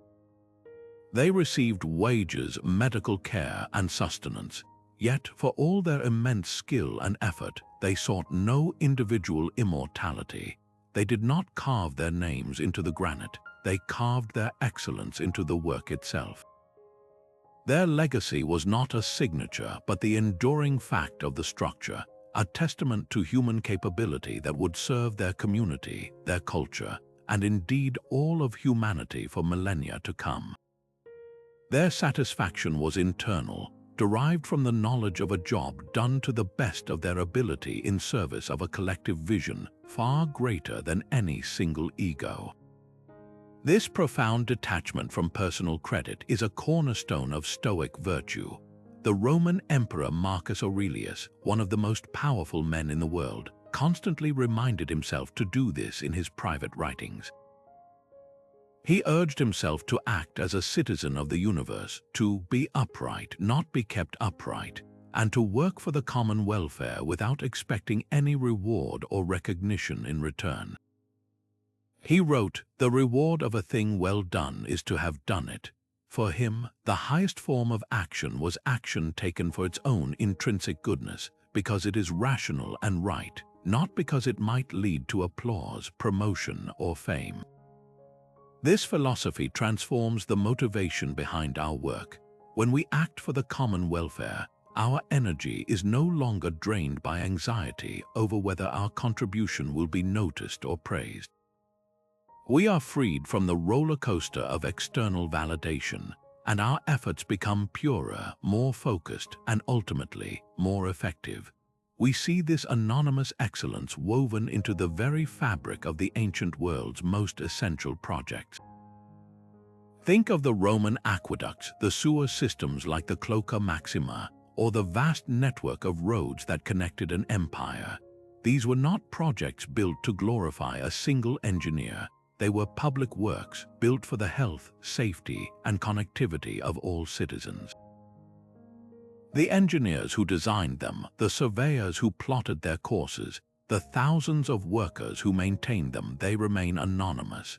Their credit was the constant, reliable flow of clean water into a city, the prevention of disease, the ability for goods and ideas to travel safely. Their monument was not a statue, but the thriving life of the community they made possible. They found their fulfillment in the function of the system, not in the flattery of the crowd. This stands in such stark contrast to our modern culture, which often feels built on the currency of personal branding and public recognition. We are encouraged to document and share every achievement, to quantify our worth in likes, shares, and visible accolades. There's nothing inherently wrong with recognition, but the Stoic builder asks us to examine our dependency on it. When our sense of worth becomes tied to external validation, we hand over control of our inner peace to the fickle opinions of others. We start making choices based on what will look impressive rather than what is genuinely right or effective. We might avoid necessary but unglamorous tasks, or we might become paralyzed, unable to start a project for fear that the final result won't be celebrated.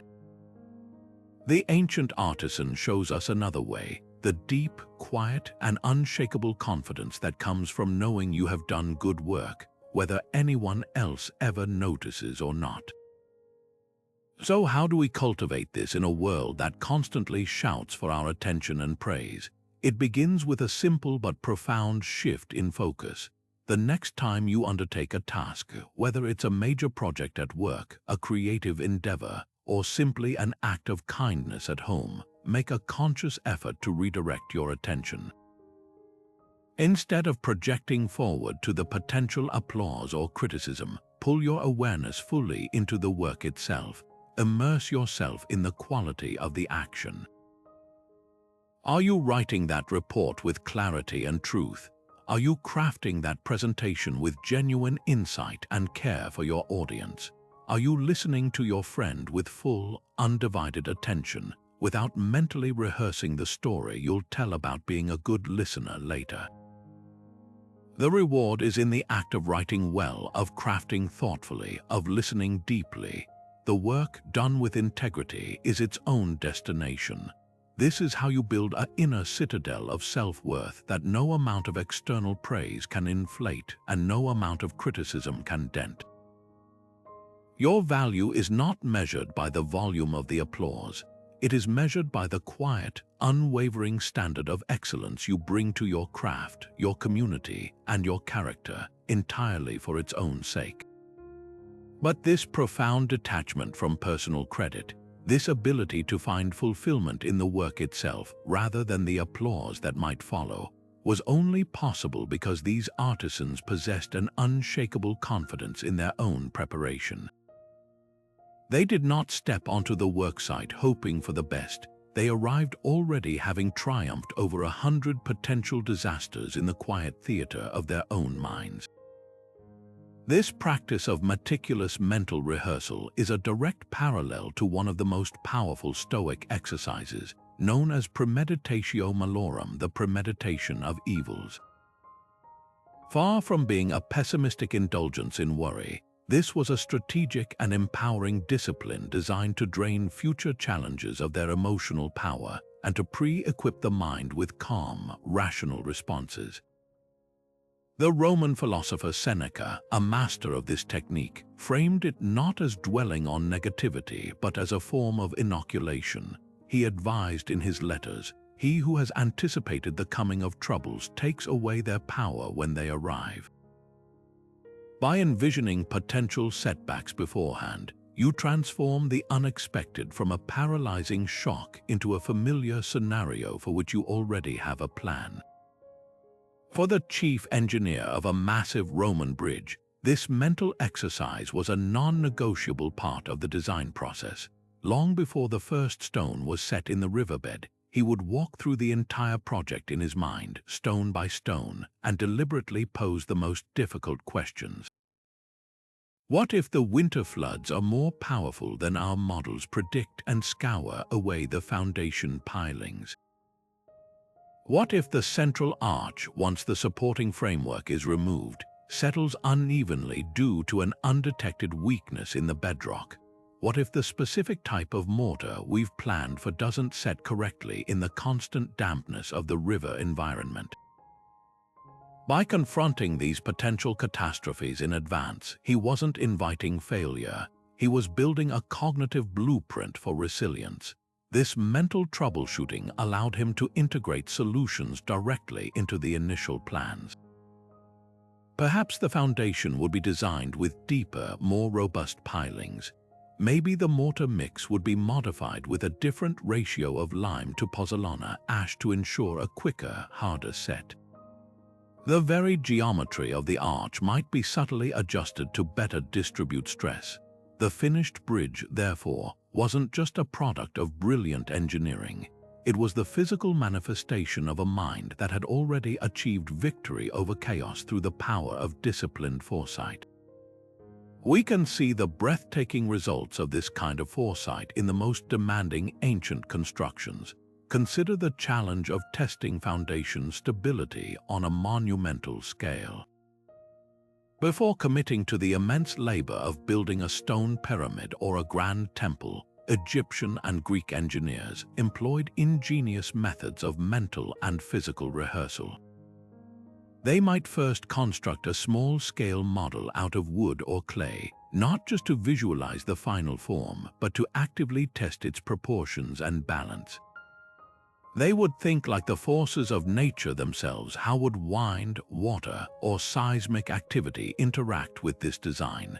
They would mentally simulate the construction process itself, identifying potential points of failure when a key supporting element was removed or when the weight shifted during building. This rigorous pre-visualization allowed them to predict material stress points and reinforce them proactively, often creating structures so over-engineered in their resilience that they have defied millennia of decay. Their genius lay in their ability to see not only the glorious finished product but every single step and potential stumble along the way. This practice transforms anxiety into agency. When you have already walked through the potential pitfalls in your mind and have a strategy, or at least a mindset for handling them, you approach the real-world project not with nervous hope but with unshakable calm. The unexpected event loses its capacity to shock or paralyze you because, in a way, you've already lived through it. A modern project manager might call this comprehensive risk mitigation. A Stoic would call it wisdom. So how can you harness this ancient mental technology in your own life? The next time you face a significant undertaking, launching a new project, having a difficult conversation, navigating a period of personal change, take a quiet moment before you begin. Close your eyes and dare to walk the darker paths. Don't just visualize the ideal, smooth success. Ask yourself Seneca's question, what if? What are the 2 or 3 most likely things that could go wrong? If you're starting a business, perhaps it's a key partner withdrawing support or a critical shipment being delayed. If you're having a tough conversation, maybe the other person becomes defensive or refuses to listen. Now, without judgment or fear, simply ask yourself, if that happens, what is my move? What is my reasoned, virtuous response? By doing this, you are not cursing your endeavor, you are fortifying it. You are building mental shock absorbers that will allow you to navigate the inevitable bumps in the road not with panic, but with the steady composure of a master engineer who has already walked the entire length of the bridge in the mind and knows it will hold. This profound mental preparation, this ability to foresee and plan for challenges, was only half of the battle. Once the work was actually underway, the ancient builder had to navigate a constant, dynamic interplay between two seemingly opposing forces: the unwavering will to see the vision through and the flexible wisdom to change course when reality demanded it. This is the essence of the Stoic concept known as the dichotomy of control, the radical practice of sorting every single element of a situation into just two categories: those things within our power and those things that are not. The philosopher Epictetus, whose teachings were relentlessly practical, framed this as the foundation of all mental freedom. He instructed his students, "Some things are within our power while others are not." Within our power are opinion, motivation, desire, aversion, and, in a word, whatever is of our own doing. Not within our power are our body, our property, our reputation, our office, and, in a word, whatever is not of our own doing. For the master builder facing an unexpected obstacle, this was not abstract theory. It was the daily operating manual for decision-making. We can see this balanced mindset in the way these artisans interacted with their materials. A builder might arrive at a quarry with a clear design in mind, requiring large, flawless blocks of a specific type of sandstone. But upon arrival, he finds the stone is more fractured than anticipated. The large blocks he needs simply cannot be quarried without them splitting along hidden fault lines. The Stoic trained mind does not respond with rage or despair, futilely trying to command the stone to be something it is not. That would be to waste energy on what is outside his control, the inherent nature of the rock. Instead, he immediately pivots his attention to what is within his control, his plan and his techniques. He might change the design to utilize smaller blocks, or he might decide to source stone from a different quarry altogether, accepting the delay and additional labor as the new reality to be worked with. His assertiveness is directed not at the unchangeable stone, but at his own response to it. His yielding is not a surrender. It is a strategic redeployment of effort toward a goal that remains unchanged, even if the path to get there must bend. This principle of adaptive assertiveness shaped some of the most iconic structures in history. Consider the ancient Greek architects designing a temple on uneven ground. Their ideal was perfect symmetry, a structure where every column was identical and spaced at perfect intervals. But what if the chosen site had a natural slope or an outcropping of bedrock that couldn't be easily removed? A rigid insistence on the original plan would have been incredibly costly and inefficient. Instead, they demonstrated brilliant flexibility. They might design a stepped platform or crepidoma that absorbed the unevenness of the terrain, creating a level base for the temple itself. In some cases, they even subtly varied the spacing between the columns on one side to compensate for the land's topography. An adjustment invisible to the naked eye but crucial to the structure's stability. Their assertiveness was reserved for the ultimate goal, a stable, beautiful, and sacred temple. Their yielding was applied generously to the method of achieving it, working in harmony with the land rather than launching a futile war against it. This same balance is visible in the very curves of the Roman aqueduct. While we picture them as perfectly straight lines marching across the landscape, they were actually masterpieces of micro-adjustment. The surveyors and engineers were utterly assertive about the non-negotiable requirement: a consistent, gentle downhill gradient for the water to flow. But they were completely flexible and yielding in the path the aqueduct took to achieve that. If a small hill stood directly in the path, they didn't always command thousands of laborers to tunnel straight through it. They might yield to the obstacle, routing the aqueduct around it in a graceful arc, even if it added distance. The goal was the constant flow of water, not the perfectly straight line. Their assertiveness was focused on the inviolable law of physics. Their yielding was applied to the human plan that served that law. This is the Stoic balance in its purest form, an iron will about the principle and a supple flexibility about the practice. This ancient wisdom offers a powerful lens for examining our own modern struggles. How often do we exhaust ourselves by being assertive in the wrong places and yielding in the wrong ones? We stubbornly insist on a specific career path, a particular outcome in a relationship, or a rigid plan for a project, treating these desired results as if they are entirely within our control. When reality inevitably deviates from our plan, we meet it with frustration, stress, and a sense of failure. At the same time, we yield where we should be assertive. We relinquish control over our own efforts, our attitudes, and our responses the moment things get difficult.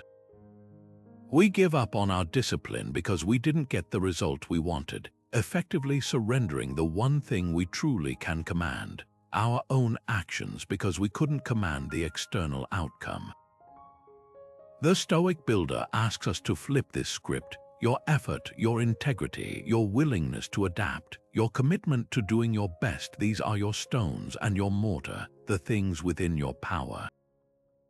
The market's response, the actions of others, the unexpected delays, the inherent difficulty of the task, these are the unchangeable bedrock, and the weather, the things outside your power.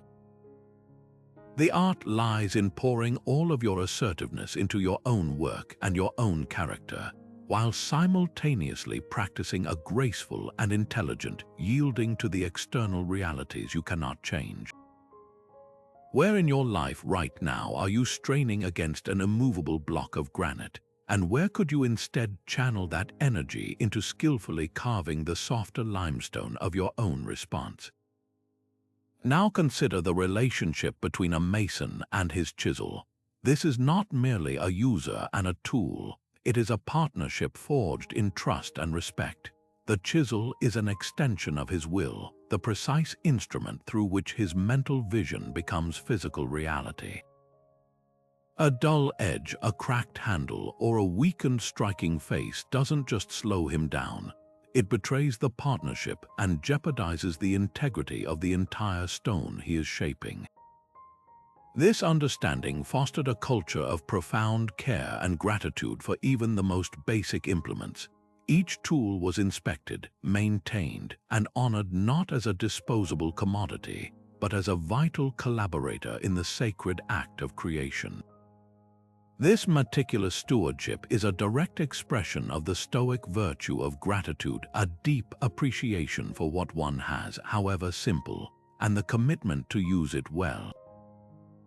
The Roman philosopher Seneca, in his Moral Letters, cuts to the heart of this mindset. He advises, true happiness is to enjoy the present without anxious dependence upon the future, not to amuse ourselves with either hopes or fears, but to rest satisfied with what we have, which is sufficient. For the ancient builder, this satisfaction wasn't passive. It was an active, daily practice of valuing and maximizing the potential of every single resource at his disposal. We can see this gratitude made tangible in the archaeological record and historical accounts. In ancient Egypt, for instance, we have evidence of what scholars call foundation deposits. Before a major construction project like a temple or a tomb began, the chief artisans and priests would perform a ritual ceremony. They would often place a set of the tools that would be used in the work, copper chisels, stone hammers, measuring cords, and wooden mallets, into a pit dug at the building's cornerstone.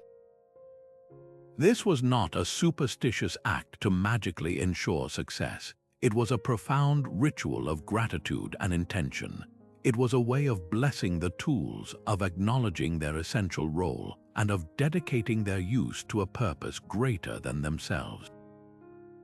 The tools were not taken for granted. They were recognized as sacred partners in the endeavor.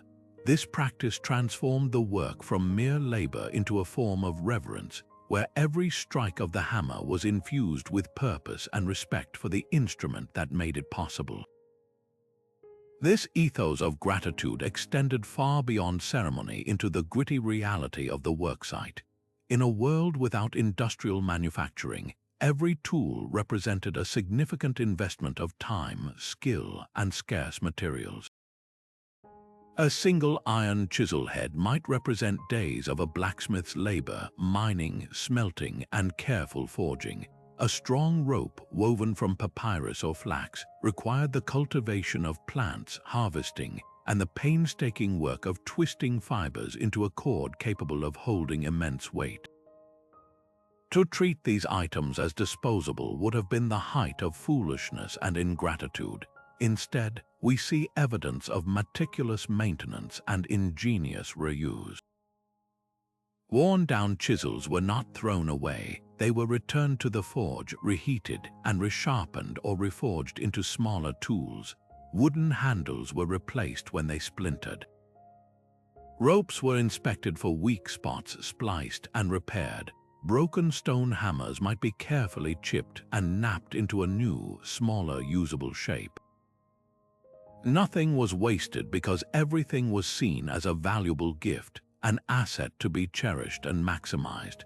This wasn't a culture of poverty. It was a culture of profound abundance rooted in the intelligent appreciation of what was already available. This ancient discipline holds a powerful, almost confronting, mirror up to our modern relationship with our own tools and resources. We live in an age of staggering abundance, where a broken tool is more often replaced than repaired, where software is updated and discarded in a constant cycle, and where our attention is perpetually pulled toward the next new thing we believe we need to acquire. The Stoic Mason asks us to pause and conduct a simple audit of gratitude. Look around you at the tools you use every day, the device on which you are watching this video, a marvel of engineering and global collaboration that fits in your hand. The reliable Wi-Fi connection that brings the world's knowledge to you instantly, the comfortable chair you sit in, the roof over your head, the simple pen and notebook on your desk. How often do you stop to truly appreciate these things, not as entitlements, but as the modern equivalents of the mason's chisel and mallet, incredible instruments that allow you to shape your life and your work? We overlook them because they are familiar, but their presence is the foundation upon which our modern achievements are built. Cultivating gratitude for them isn't just a polite exercise, it is a practical strategy that enhances their value. When you appreciate something, you naturally take better care of it. You use it more intentionally. You extract more potential from it. You are less likely to be distracted by the desire for the newer, shinier model because you are too busy marveling at the capabilities of the incredible tool you already hold in your hands. So, what simple, essential resource in your own life have you been taking for granted? And how might consciously cultivating a sense of gratitude for it today change the way you use it, care for it, and ultimately, what you are able to build with it tomorrow? Amidst the dust and din of a sprawling construction site, with hundreds of laborers, masons, and craftsmen all engaged in their separate tasks, one figure often stood apart, not by shouting the loudest or wielding authority like a weapon, but by embodying a presence of calm, unwavering competence.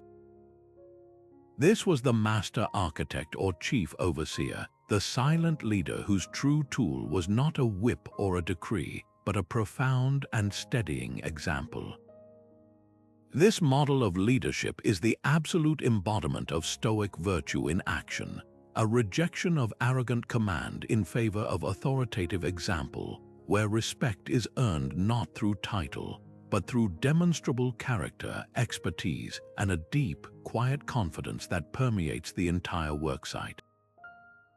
While the Stoic texts are filled with advice for the individual, they offer equally powerful guidance for those who must guide others, framing leadership not as a privilege to be claimed, but as a duty to be performed with justice, patience, and humility.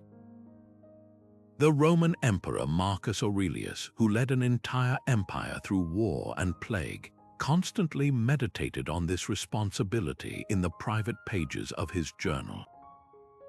He wrote, "No longer talk at all about the kind of man that a good man ought to be, but be such." This single line captures the essence of silent leadership.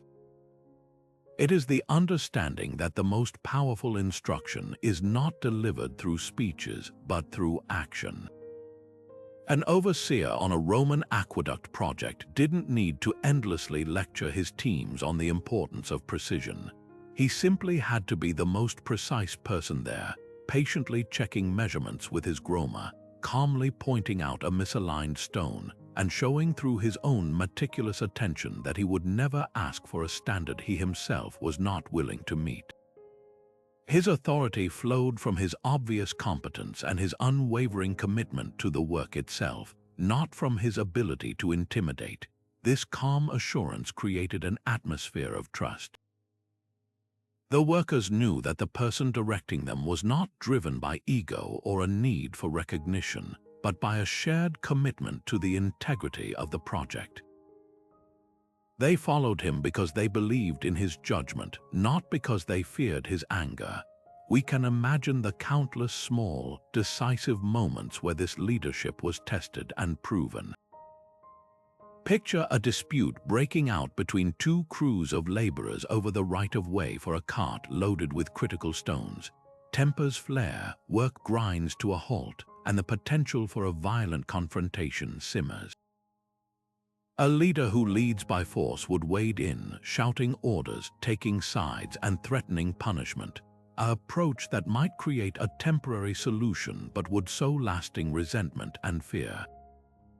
The Stoic overseer would operate differently. He would approach the scene not with agitation, but with a calm demeanor that itself begins to diffuse the tension. He would listen to both sides without immediate judgment, his patience signaling that a rational solution is possible. His focus would not be on assigning blame, but on solving the problem that is blocking the common goal, the progress of the build. He might simply ask a question that reframes the entire conflict. How do we get these stones to the foundation in the fastest way possible? This subtle shift redirects the energy from a personal conflict to a shared puzzle, inviting collaboration instead of demanding submission. His quiet authority restores order not through commands, but by recentering everyone on their shared purpose. This model of leadership extends far beyond the ancient worksite, offering a timeless blueprint for anyone who holds a position of influence, whether as a manager, a teacher, a parent, or a team member.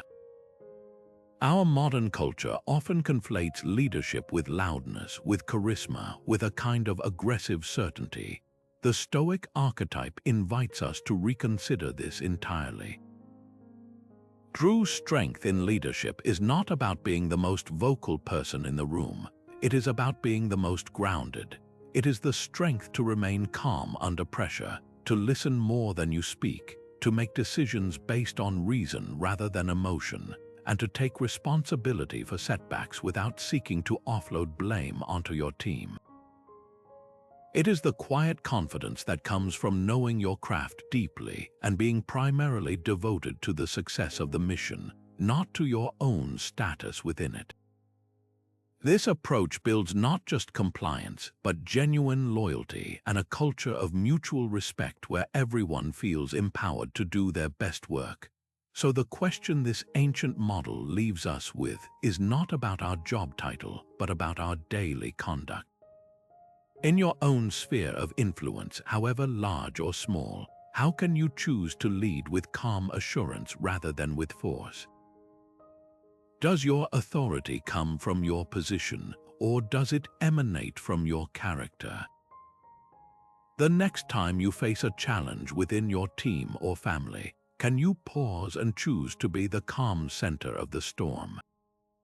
Can you model the patience and focus you wish to see in others, trusting that your example is far more persuasive than any directive you could issue? The most enduring structures, both of stone and of human endeavor, are never built by fear. They are built by a shared sense of purpose, guided by leaders who understand that true strength is always silent, steady, and rooted in unwavering virtue.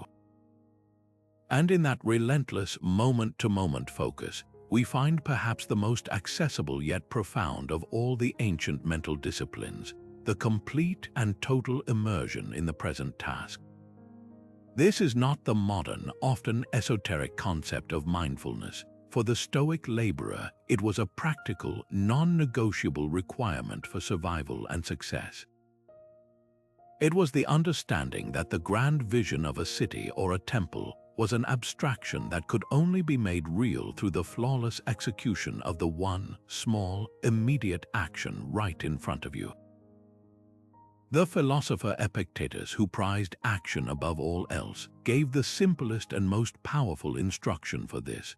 When you are about to undertake some task, remind yourself what sort of task it is. If you are going out to bathe, prepare yourself for the events that happen at a public bath. People will splash, others will jostle, some will be rude. And you will have a much more pleasant time if you say to yourself, I want to bathe, and I also want to keep my will in harmony with nature. And so with every task, for thus too, if anything gets in your way, you will be ready to say, this was not the only thing I wanted. I also wanted to keep my purpose in harmony with nature. I shall not keep it if I am vexed by what is going on. For the mason setting a cornerstone, this philosophy was his entire world. His task was not to build a wall. His task was to ensure that this specific stone was perfectly level, perfectly plumb, and perfectly aligned with the stone next to it. His universe shrank to the tiny bubble of air between his wooden level and the stone's surface, watching the precise position of the air bubble in the water-filled glass tube. The shouts of other workers, the heat of the sun, the ache in his shoulders from lifting these were all external events, the equivalent of the people splashing in Epictetus's public bath. They were happening, but they were not part of his task. His task was the bubble. His will was to keep it centered. His harmony with nature was to place this stone according to the immutable laws of gravity and geometry. To let his mind wander to the immense height of the wall yet to be built would be to invite overwhelm and error. To dwell on his sore muscles would be to sacrifice precision for comfort.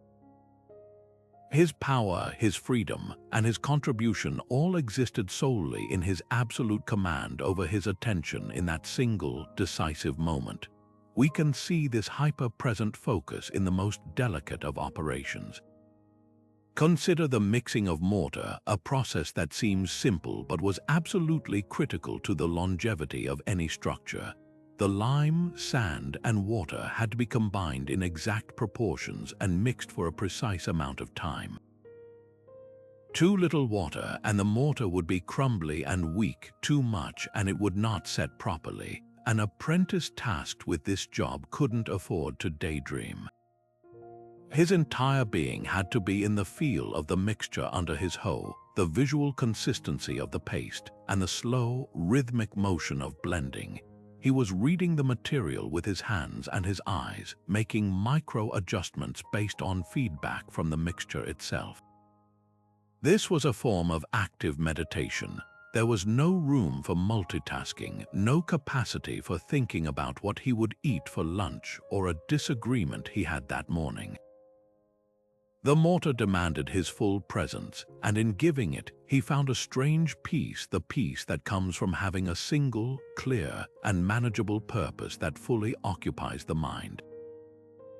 This ancient practice is a direct challenge to our modern reality, which often feels like an assault on our ability to concentrate on any one thing.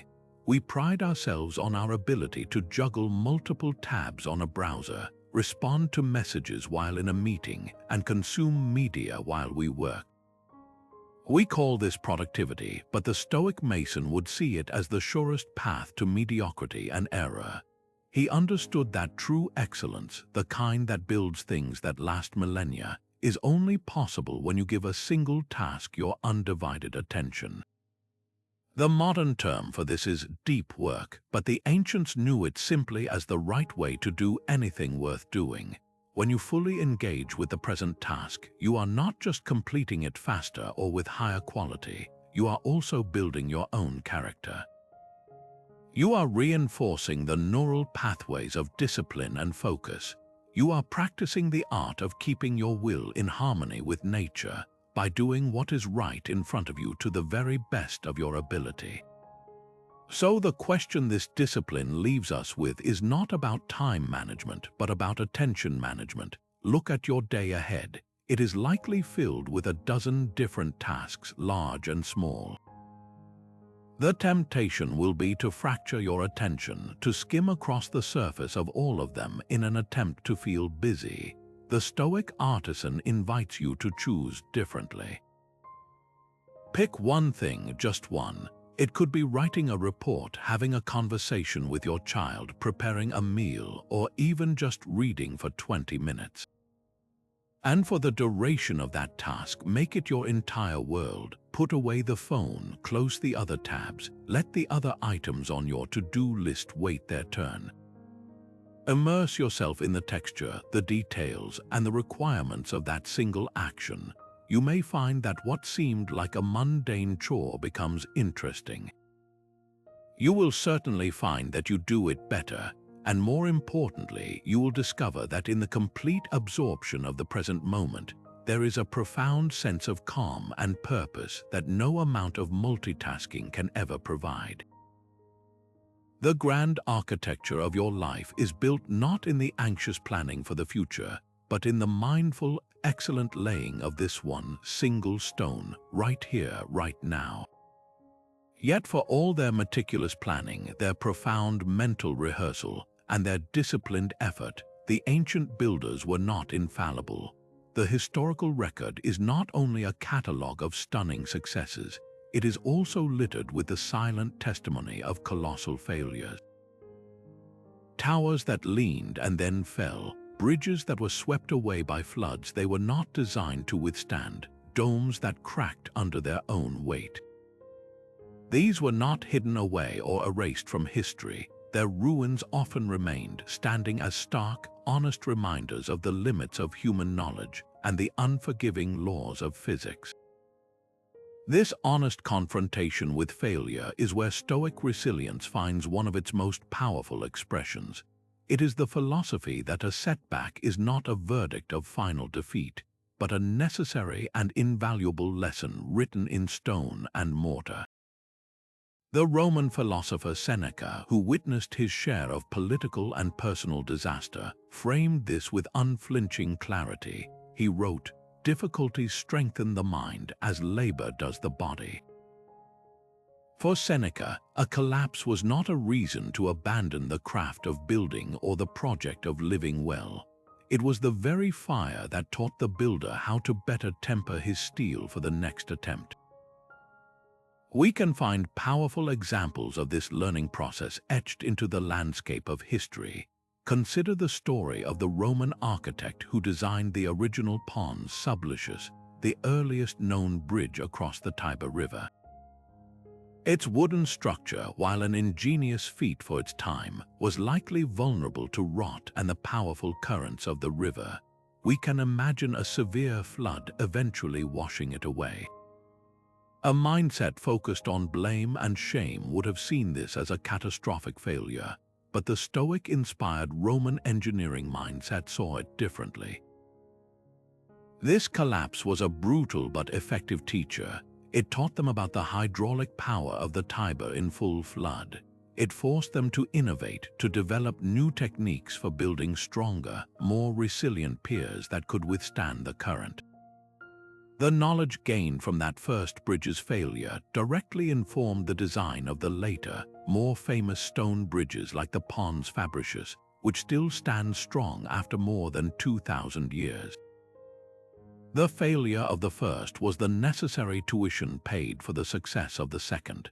This pattern of learning from structural failure is visible even in the most celebrated ancient wonders. The magnificent Hagia Sophia in Istanbul, though built later in 537 AD, embodies this principle. The original majestic dome, designed by the architects Isidore of Miletus and Anthemius of Tralles, was a breathtaking leap of engineering ambition. But it was too shallow and too flat, and it catastrophically collapsed during an earthquake in 558. Did the successors of these architects see this as a reason to abandon the dream of such a vast, open interior space? Absolutely not. They studied the failure. They understood that the outward thrust of the dome had been too great for the supporting walls to contain. Their solution was one of genius born from disaster.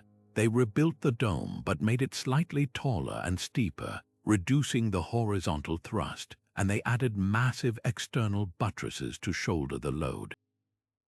The rebuilt Hagia Sophia has withstood over a millennium of earthquakes, not in spite of the initial collapse but because of it. The failure was not the end of the story. It was the crucial, if painful, middle chapter that made the final, enduring success possible. This resilient, learning-oriented approach extended beyond total collapses to the constant, smaller adjustments made in response to flaws. Walk through the substructures of the Colosseum in Rome, and you will see a network of walls that were clearly added after the initial construction. The original builders, for all their skill, may have underestimated the load from the massive seating above or the need for better circulation corridors. Instead of hiding these reinforcements, they integrated them seamlessly into the existing structure. The building itself became a living textbook of adaptive engineering, each added wall a footnote explaining a lesson learned about stress distribution and crowd management. The Stoic virtue at work here is the absolute refusal to see a mistake as a permanent stain on one's record. It is seen as data. It is feedback from the real world, which is always the most honest and demanding teacher. The goal shifts from avoiding any error at all costs, an impossible aim, to creating systems and a mindset that are robust enough to learn, adapt, and improve from the errors that inevitably occur. This ancient wisdom reframes our entire relationship with failure in our own lives. Our modern culture often treats failure as a toxin to be avoided at all costs, a mark of shame that must be hidden or quickly explained away. We airbrush it out of our personal and professional narratives. The Stoic builder asks us to do the opposite. He invites us to look at our own collapsed projects, our broken relationships, or our flawed decisions not as proof of our inadequacy, but as our own personal pons sublicious. What did that business venture that didn't succeed teach you about your market or your own management style? What did that misunderstanding in a friendship reveal about your communication habits? What did that missed deadline expose about your planning process? The failure itself is neutral. Its value is determined entirely by what you choose to do with the information it provides. It is the raw material for your future, more resilient self. So instead of rushing to bury a setback, can you pause and examine it with the calm, analytical eye of an engineer studying a cracked foundation? Can you ask yourself not who is to blame, but what does this teach me? The most enduring structures of our character are never built on the first attempt. They are always the rebuilt dome, stronger, wiser, and more beautiful for having once courageously fallen. But this profound focus on the individual task, this mastery of the present moment, was never an act of isolation. The stonecutter's perfect block, the mortar mixer's ideal consistency, the surveyor's precise angle, these were not solitary achievements meant for private admiration. They were individual notes in a vast, city-wide symphony. Each act of personal discipline was, in its essence, a direct and vital contribution to the health, safety, and beauty of the entire community. This is where the Stoic vision reaches its most beautiful expression. the understanding that the rigorous cultivation of one's own character and craft is the highest form of social responsibility. The philosopher King Marcus Aurelius meditated deeply on this interconnectedness, writing in his private journal, "What brings no benefit to the hive brings none to the bee." For him, an individual's virtue was meaningless if it did not, in some way, ripple outward to improve the common welfare. The ancient builder embodied this principle with every strike of his hammer. His personal precision was not for his own glory. It was a sacred promise to every future citizen who would walk through the city gates, safe in the knowledge that the walls would not crumble, that the aqueduct would not fail, and that the temple would stand as a beacon of shared strength and stability. We can see this harmony between individual discipline and collective good in the breathtaking coordination required to build a massive Roman arena. Imagine the scene: thousands of workers, from quarries miles away to the very center of the construction site, all operating as a single, intricate organism. The quarrymen had to cut stones to exact dimensions. The carters had to transport them along predetermined routes on a strict schedule. The masons had to place them according to a master plan they may never have seen in its entirety. A single error at any point in this chain, a block cut 2 fingers too wide, a delivery delayed by a day, a misread measurement, would not just slow the project, it could compromise the structural integrity of the entire vast bowl of seating. The precision of the individual was the absolute prerequisite for the safety of the collective.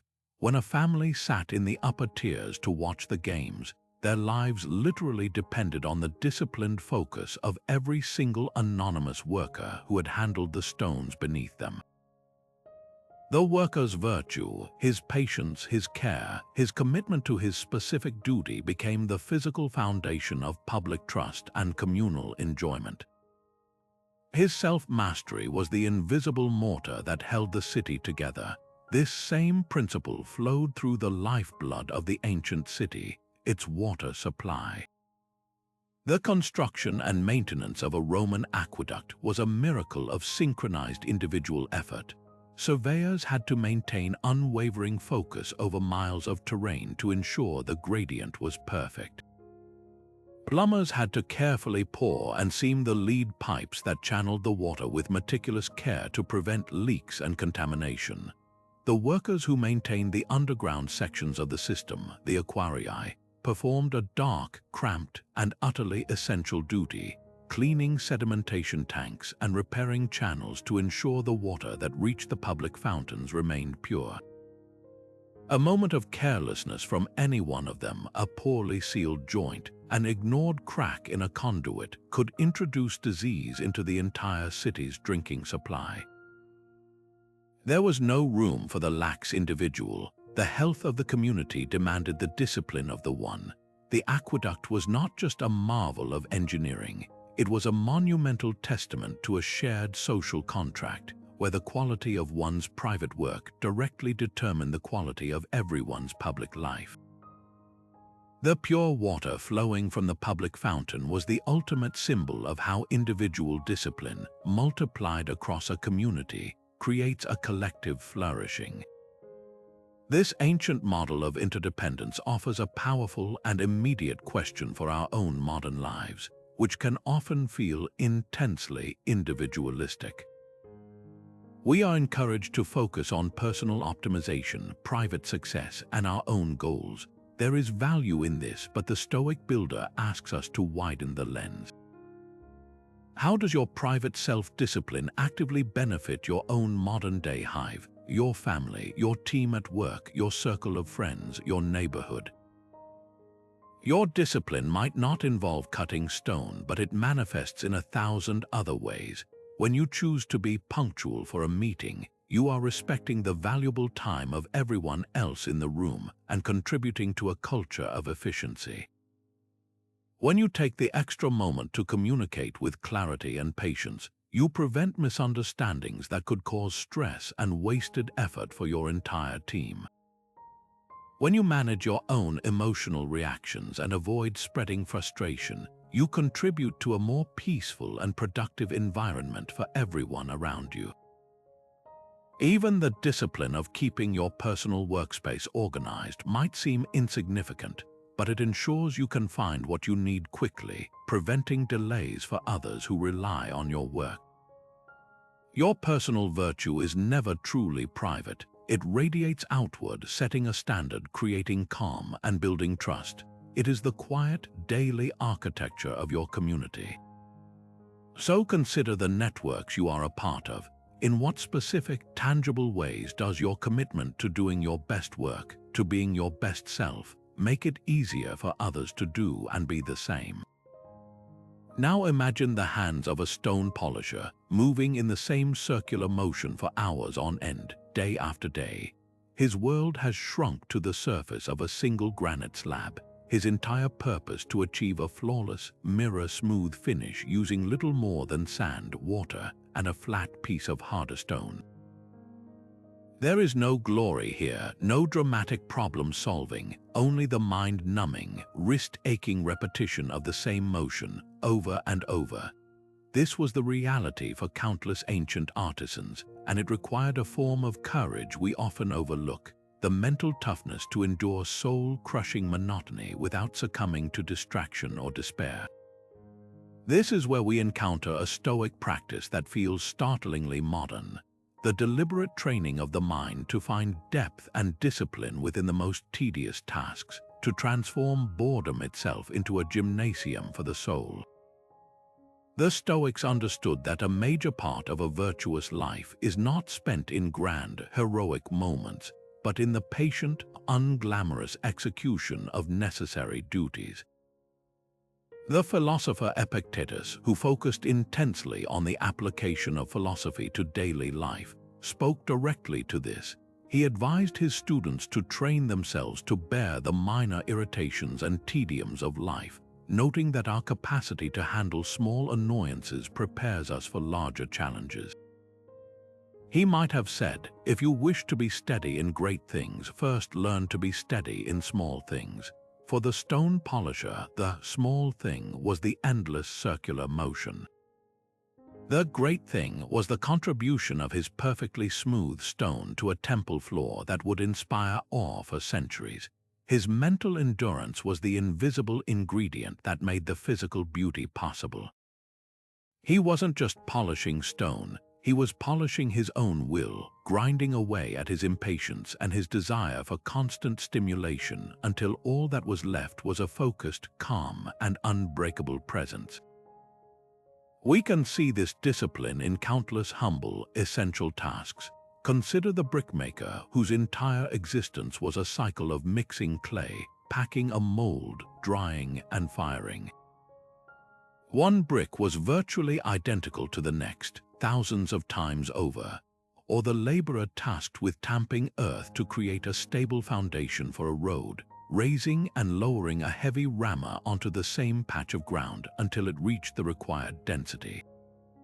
These jobs offered no variety, no intellectual stimulation, and very little immediate feedback. The mind would naturally scream for escape, to wander to more interesting thoughts, to find any distraction to break the monotony. The Stoic laborer's practice was to acknowledge that desire for escape and then gently, firmly return attention to the task, the rhythm of the tamping, the feel of the clay, the sound of the polishing stone. These became anchors, objects of meditation. The goal was to perform the repetitive action not with a drifting, resentful mind, but with a mind that was fully, calmly present within the repetition itself. This was prosauch, the discipline of attention, applied to the most demanding of circumstances. This ancient challenge is perhaps more relevant today than ever before. We have constructed a world designed to aggressively protect us from boredom. At the slightest hint of tedium, we reach for our phones, seeking the dopamine hit of a new notification, a new scroll, a new piece of content. We have become terrified of empty moments, of waiting in line without a screen, of performing a simple chore without a podcast in our ears. In doing so, we have effectively outsourced our ability to be comfortably alone with our own thoughts. We have avoided the very exercises that build mental resilience. The ancient worker had no such escape. His monotony was inescapable, and so he was forced to develop the internal resources to meet it. He had to make friends with the repetition, to find a strange peace in the rhythm, and to derive satisfaction not from the changing nature of the task, but from the unwavering quality he could bring to it moment after identical moment. This invites a powerful and perhaps uncomfortable reflection. Look at your own life and the tasks you find monotonous. It might be data entry, washing dishes, commuting the same route, or completing routine reports at work. Our modern instinct is to numb the experience, to distract ourselves through it. But what if we saw these moments not as empty time to be filled, but as valuable training ground? What if, instead of immediately reaching for a podcast while doing the dishes, you occasionally chose to just do the dishes? To feel the warmth of the water, to notice the sensation of the sponge, to simply be present with the simple, repetitive action. This isn't about making chores more enjoyable, it's about reclaiming your own mind. It is a deliberate Stoic exercise in bearing a minor irritation patiently, in building the muscle of attention that can remain steady, even when the external stimulus is utterly predictable. The next time you face a necessary but boring task, can you resist the urge to flee into distraction? Can you lean into the monotony, not with resentment, but with the curiosity of an athlete training a weak muscle? You may discover that within that quiet space, away from the constant noise of entertainment, you find a clarity and a resilience that serves you far beyond the task itself. Now picture the scene at the peak of construction on a massive Roman project, like the raised central section of an aqueduct.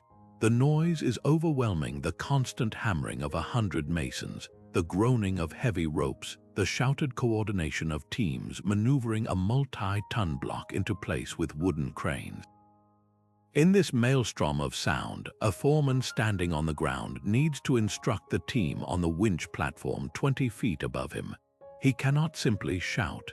His voice would be lost, and a misunderstood command could lead to a dropped stone, crushed limbs, or a misaligned arch that weakens the entire structure.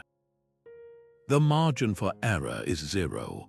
Communication in this environment cannot be a matter of eloquence or lengthy explanation. It must be a model of pure, unadulterated precision. This necessity forged a method of communication that perfectly mirrored a core Stoic virtue, the commitment to speaking only what is true and necessary, without ornamentation or wasteful ambiguity. The Roman Emperor Marcus Aurelius, who had to communicate complex orders across vast armies and a sprawling bureaucracy, understood this power deeply. In his meditations, he counseled himself, "Let every word and every action be that of a man who can depart from life this very moment. To speak and act without ambiguity is the greatest power." For the builder, this wasn't philosophical advice, it was a safety protocol. A misunderstood signal wasn't just an inconvenience, it was a potential death sentence. This forced a clarity that we, in our world of endless emails and meetings, have largely forgotten. This precision was achieved through two primary channels, both masterclasses in efficiency. The first was the development of a sophisticated, non-verbal language Chinese letter signals. These were not casual waves. They were a standardized, drilled vocabulary of gestures that conveyed specific, complex instructions instantly and across great distances. A clenched fist might mean hold tension, while a flat hand slicing downward meant lower slowly. A series of pointed fingers could indicate a specific number of inches to adjust a stone's position. This system eliminated the chaos of shouted commands that could be misheard over the wind or distorted by echo. It demanded that both the sender and the receiver of the signal be fully present and intensely focused on the moment. There was no room for daydreaming. Your eyes had to be locked on the overseer's hands, your entire mind dedicated to interpreting the next silent command. This was communication stripped to its bare essentials, pure, intentional action without a single wasted word or sound. It was the physical embodiment of the Stoic ideal, to communicate with the clarity of geometry, where every angle and line has a single, unambiguous meaning. The second channel was the meticulous use of written specifications and diagrams. Before a single stone was quarried, plans were drawn on parchment or etched into wax tablets. These were not artistic impressions. They were precise technical documents specifying dimensions, angles, and tolerances. A team in a quarry miles away would work from these written instructions to cut a block to the exact size needed for its specific location in a distant arch. The written word had to carry the entire vision of the architect without his physical presence. This required an absolute commitment to truthful representation. The number written for a block's height had to be scrupulously accurate. A deviation of even a finger's width would create a cascade of problems at the construction site, wasting weeks of labor and valuable materials. The written specification was a covenant of trust and clarity between the designer and the executor. It was a promise that the information provided was both necessary and sufficient to complete the task correctly. There was no room for flowery language, persuasive rhetoric, or vague suggestions. The communication was as solid and reliable as the stone it described. This ancient discipline holds a stark mirror up to our modern communication habits.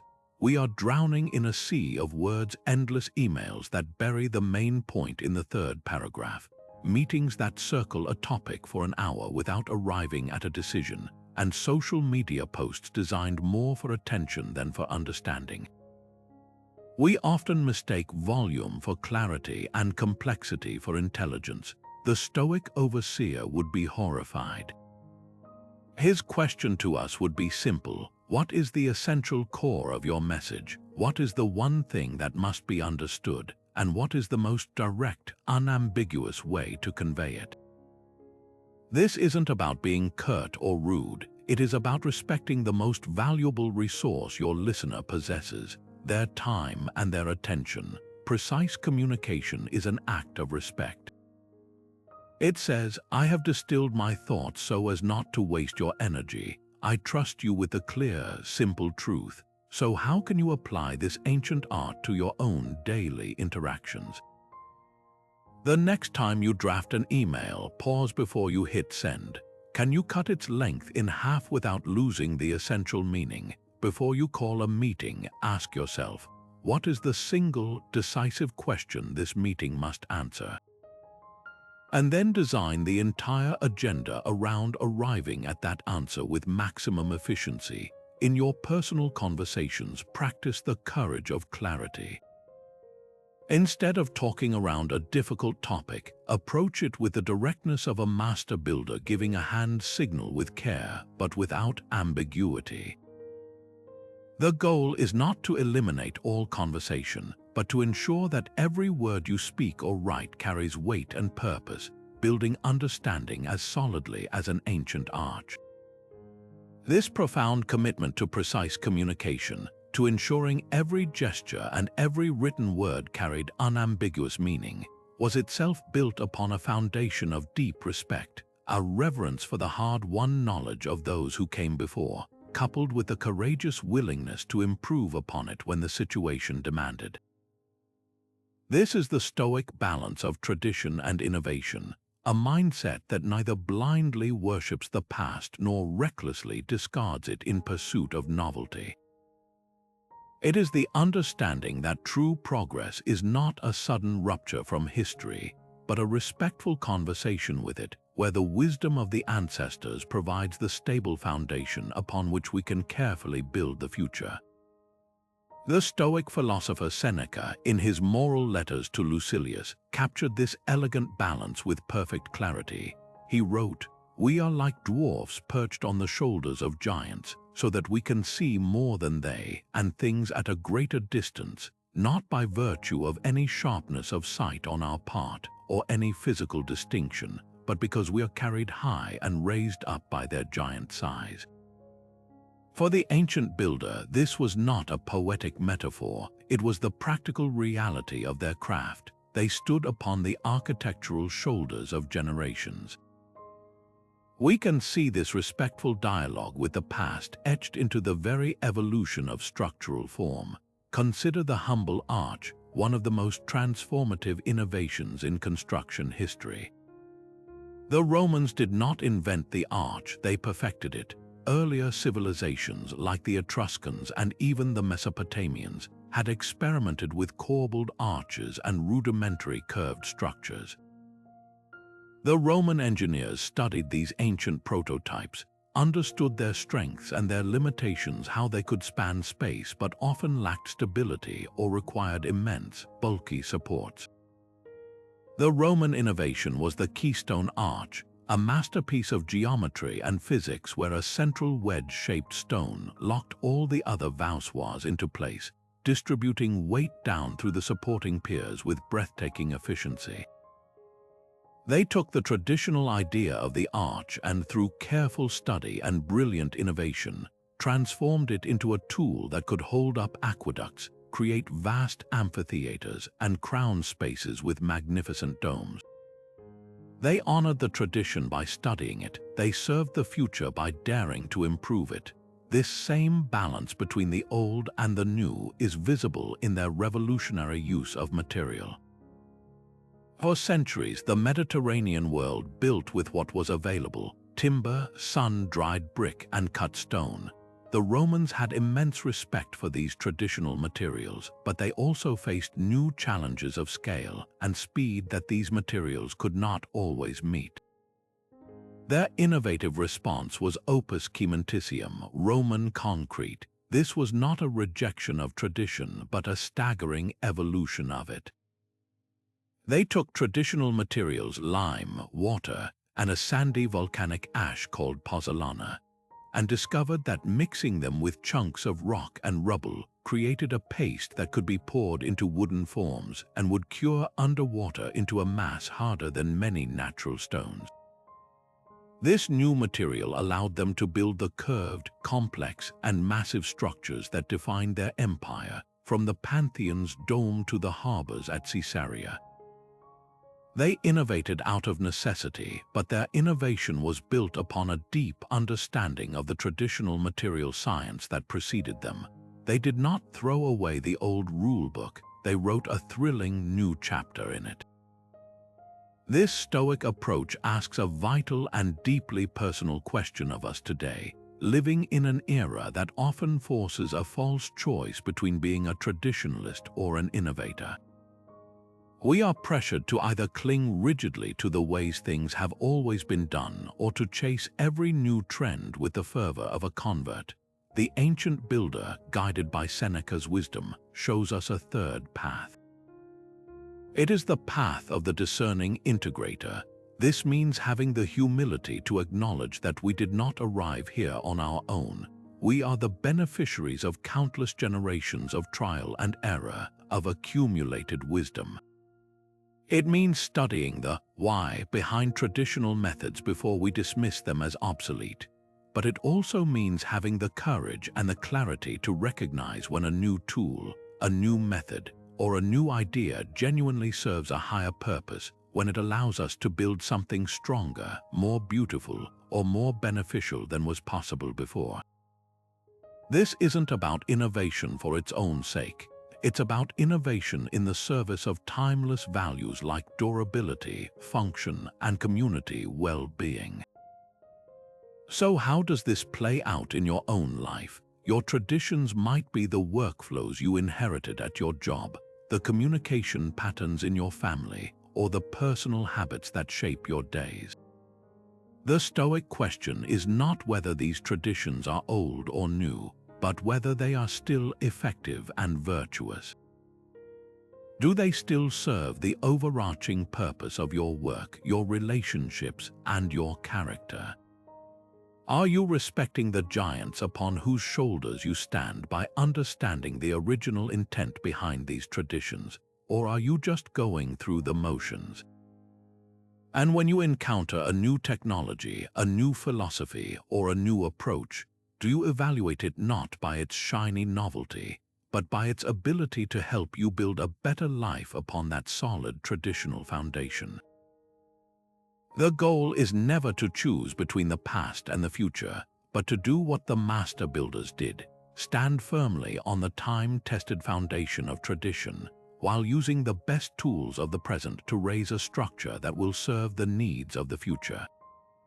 Consider for a moment the final stone set high in the vaulted ceiling of a great Roman bathhouse, a place where no eye would ever see its surface once the structure was complete. The mason who placed it knew this. He knew that his name would not be carved beside it, that no patron would ever point to that specific stone and marvel at its perfection. And yet he spent hours ensuring its faces were perfectly smooth, its edges true, that it locked with its neighbors in a joint so tight not even a sliver of light could pass through.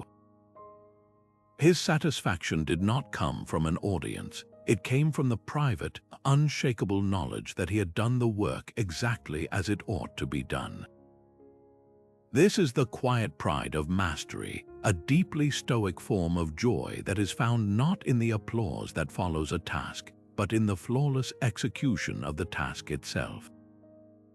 It is the understanding that the true reward is embedded in the action, a secret treasure known only to the one who possesses the skill and the character to achieve it.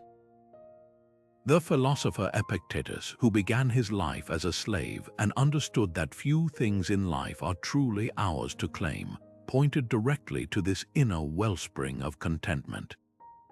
He instructed, "He is a wise man who does not grieve for the things which he has not, but rejoices for those which he has. For the artisan, what he has is not the finished building or the public acclaim. It is his own capability, his honed skill, his disciplined attention. He rejoices in the confident swing of his hammer, the surety of his eye, the feel of a perfectly planed surface beneath his fingertips. This joy is immune to external circumstances. Whether he is building a grand temple or repairing a simple wall, the opportunity for this profound satisfaction remains the same, because it is measured by an internal standard of excellence, not an external meter of recognition. We find evidence of this quiet pride etched into the most hidden corners of ancient structures. In the sealed foundations of Egyptian pyramids, archaeologists have found stones with intricate, beautiful carvings and inscriptions. These were not meant for any human to see after they were laid. They were covered by tons of stone and would be entombed in utter darkness for eternity. Why would a worker spend such effort on a surface that would never again see the light of day? The only possible answer is that the act of carving it beautifully was its own purpose. The quality of the work was a reflection of the worker's own character, a conversation between himself and his craft that required no other witness.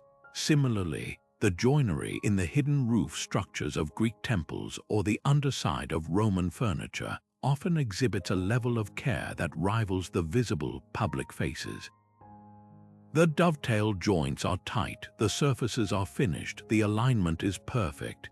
This is the signature of the quiet master, a commitment to integrity that holds fast even when no one is watching. This pursuit of invisible excellence extended to the grandest scales. The builders of the great Gothic cathedrals, though from a later period, embodied this same spirit. They would sculpt the backs of statues that would be placed high against walls, knowing the details would be invisible from the ground. They would paint the intricate folds of a robe on a figure that would be shrouded in shadow. They did this not for God, who they believed saw everything, but for the simple, profound reason that they would know it was there. To do otherwise, to leave a part unfinished or poorly executed simply because it was hidden, would be a betrayal of their own standard. It would introduce a tiny fracture of hypocrisy into their own character. The flawless hidden joint is therefore more than a technical achievement, it is a moral one. It is a silent vow to oneself to never cut corners, to never allow the quality of your work to be determined by who might see it. This ancient discipline invites a deeply personal and revealing question. In your own life and work, where do you practice this quiet pride of mastery? It may not involve stone or wood. Perhaps it is in the way you write a thorough report at work, even though you know your manager will only skim it. Maybe it is in the patience you bring to explaining a complex idea to a child, or the care you take in organizing a closet that only you will see. It could be the commitment to practicing a musical scale with perfect rhythm, even when you are alone in the room. These are the hidden engravings of our modern lives. They are the actions we take that refine our skill and strengthen our character for an audience of one. They are the moments where we choose the harder right over the easier wrong, not for a trophy, but for the private, steadfast knowledge that we are the kind of person who does things well. What is that task for you? Where do you find that deep, personal satisfaction in a job done to the best of your ability, purely for the sake of the doing itself? Yet for all their meticulous planning and deep mental rehearsal, the ancient builders knew one truth above all else: the world is fundamentally unpredictable.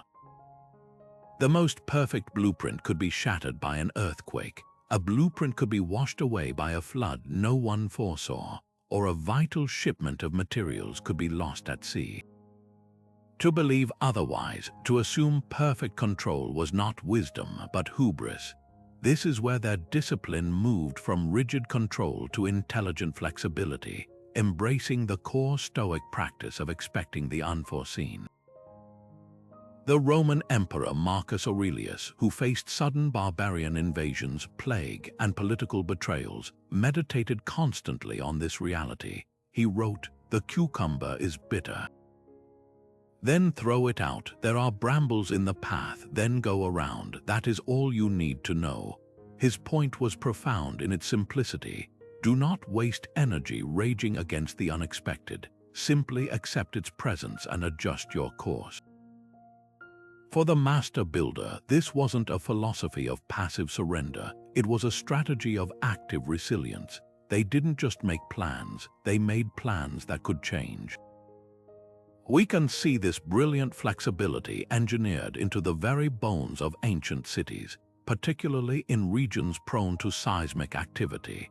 Roman engineers in places like Turkey and Greece couldn't prevent earthquakes, but they could design structures to survive them. Their secret wasn't brute strength alone, but a concept known as opus craticum, a flexible framework of wooden beams built into the stone or brick walls. Think of it as a skeleton within a skeleton. During an earthquake, the rigid stonework wanted to crack and shatter, but this internal wooden grid allowed the wall to sway and absorb the seismic energy without collapsing. It was a literal built-in acceptance that the ground itself could not always be trusted. They also understood the danger of resonance, where a building's natural vibration frequency matches the earthquake's, amplifying the destruction. To counter this, they often built massive structures like the Colosseum on giant, flexible foundations of packed earth and clay, which acted as a shock absorber, dampening the tremors before they could travel up into the delicate arches and columns. Their preparedness wasn't about preventing the quake. It was about creating a structure fluid enough to dance with it and remain standing when the shaking stopped. This same principle of adaptive design extended to the very layout of their public spaces. The Roman Forum wasn't a static, frozen monument. It was a living, breathing organ of the city that needed to grow and change with the population. A clever example of this is found in the design of many Roman basilicas and market halls. Expansive, columned halls were often built with intentionally simple, repetitive designs. Why? So that sections could be easily added or reconfigured as needs evolved. A wall could be knocked down and the column line extended. A new wing could be added that perfectly matched the existing architecture because the design language was modular and adaptable.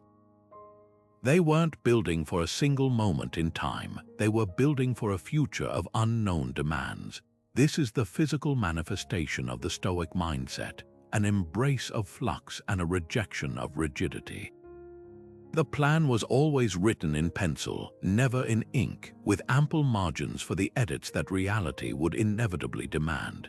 This ancient approach to preparedness offers us a powerful alternative to our modern obsession with fixed, 5-year plans and detailed project timelines that too often shatter upon contact with the real world.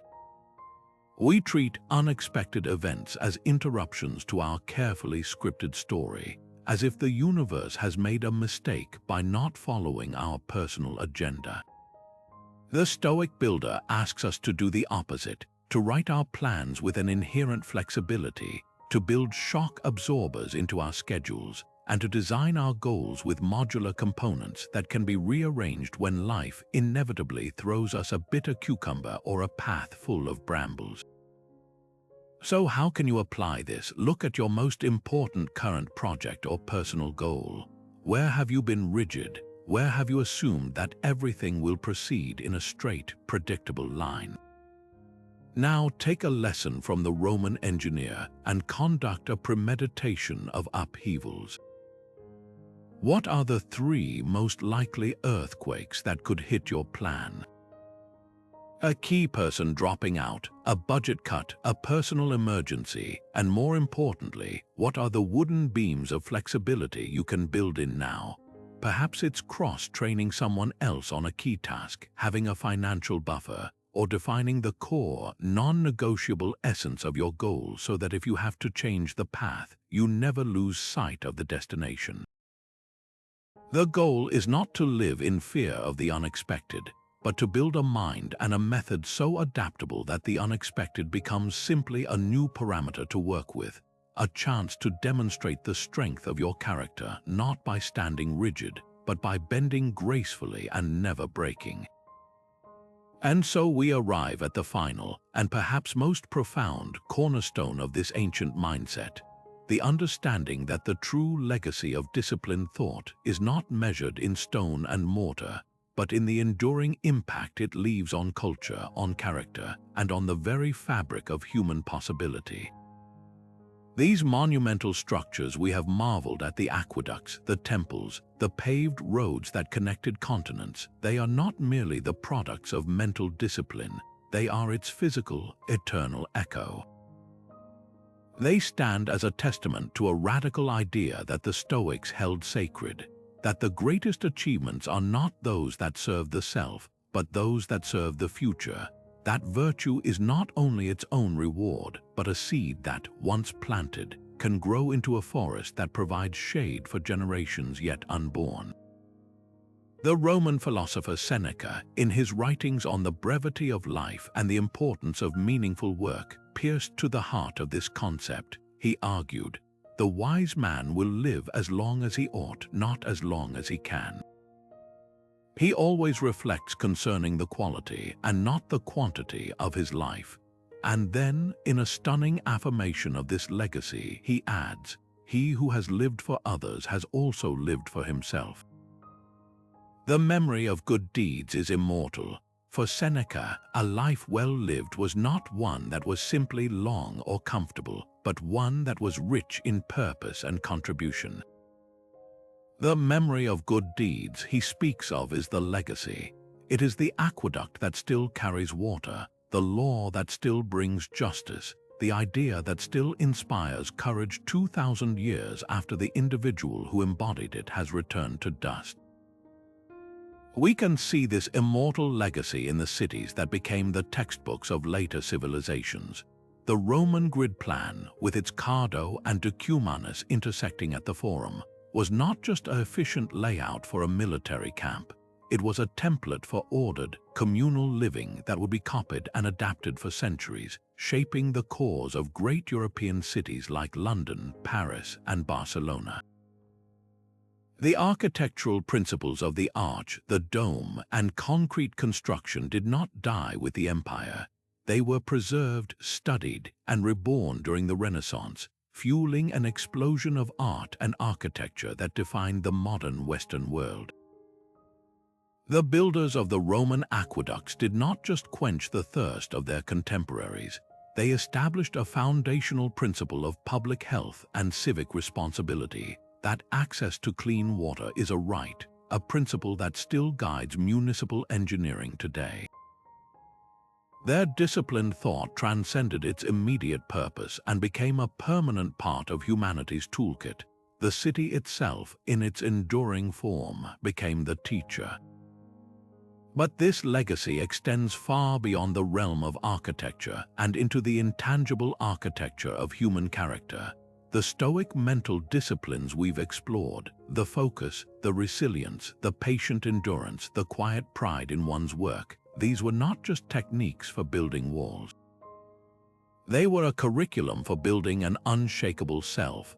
A culture that practices these virtues produces citizens who are not easily swayed by panic, who can endure hardship without collapsing into despair, and who find deep satisfaction in their contribution to a common good. This is the true, lasting monument, not the Colosseum where games were held, but the invisible Colosseum of the human spirit that was strengthened by the daily practice of facing down internal lions of distraction, fear, and impatience. The stones of the Forum may crumble, but the Stoic ideal of a citizen governed by reason, duty, and courage becomes a cultural inheritance, passed down not through genes, but through example and philosophy, long after the last stonecutter has laid down his tools. This invites a final and deeply personal reflection. You and I may not be shaping granite blocks or plotting the course of aqueducts, but we are all, every day, engaged in the act of building. We are building careers, families, communities, and most importantly, we are building our own characters. The same choice that faced the ancient artisan faces us now. Will we build for immediate applause, for short-term gain, for the fragile monument of our own ego? Or will we build for legacy, planting trees under whose shade we may never sit? Your disciplined effort might be the patience you show with a struggling coworker, an act that changes the culture of your entire team long after you've moved on. It might be the integrity you bring to a project, ensuring its quality endures and serves its users well for years. It might be the time you invest in a child, imparting a value or a skill that they will one hand down to their own children.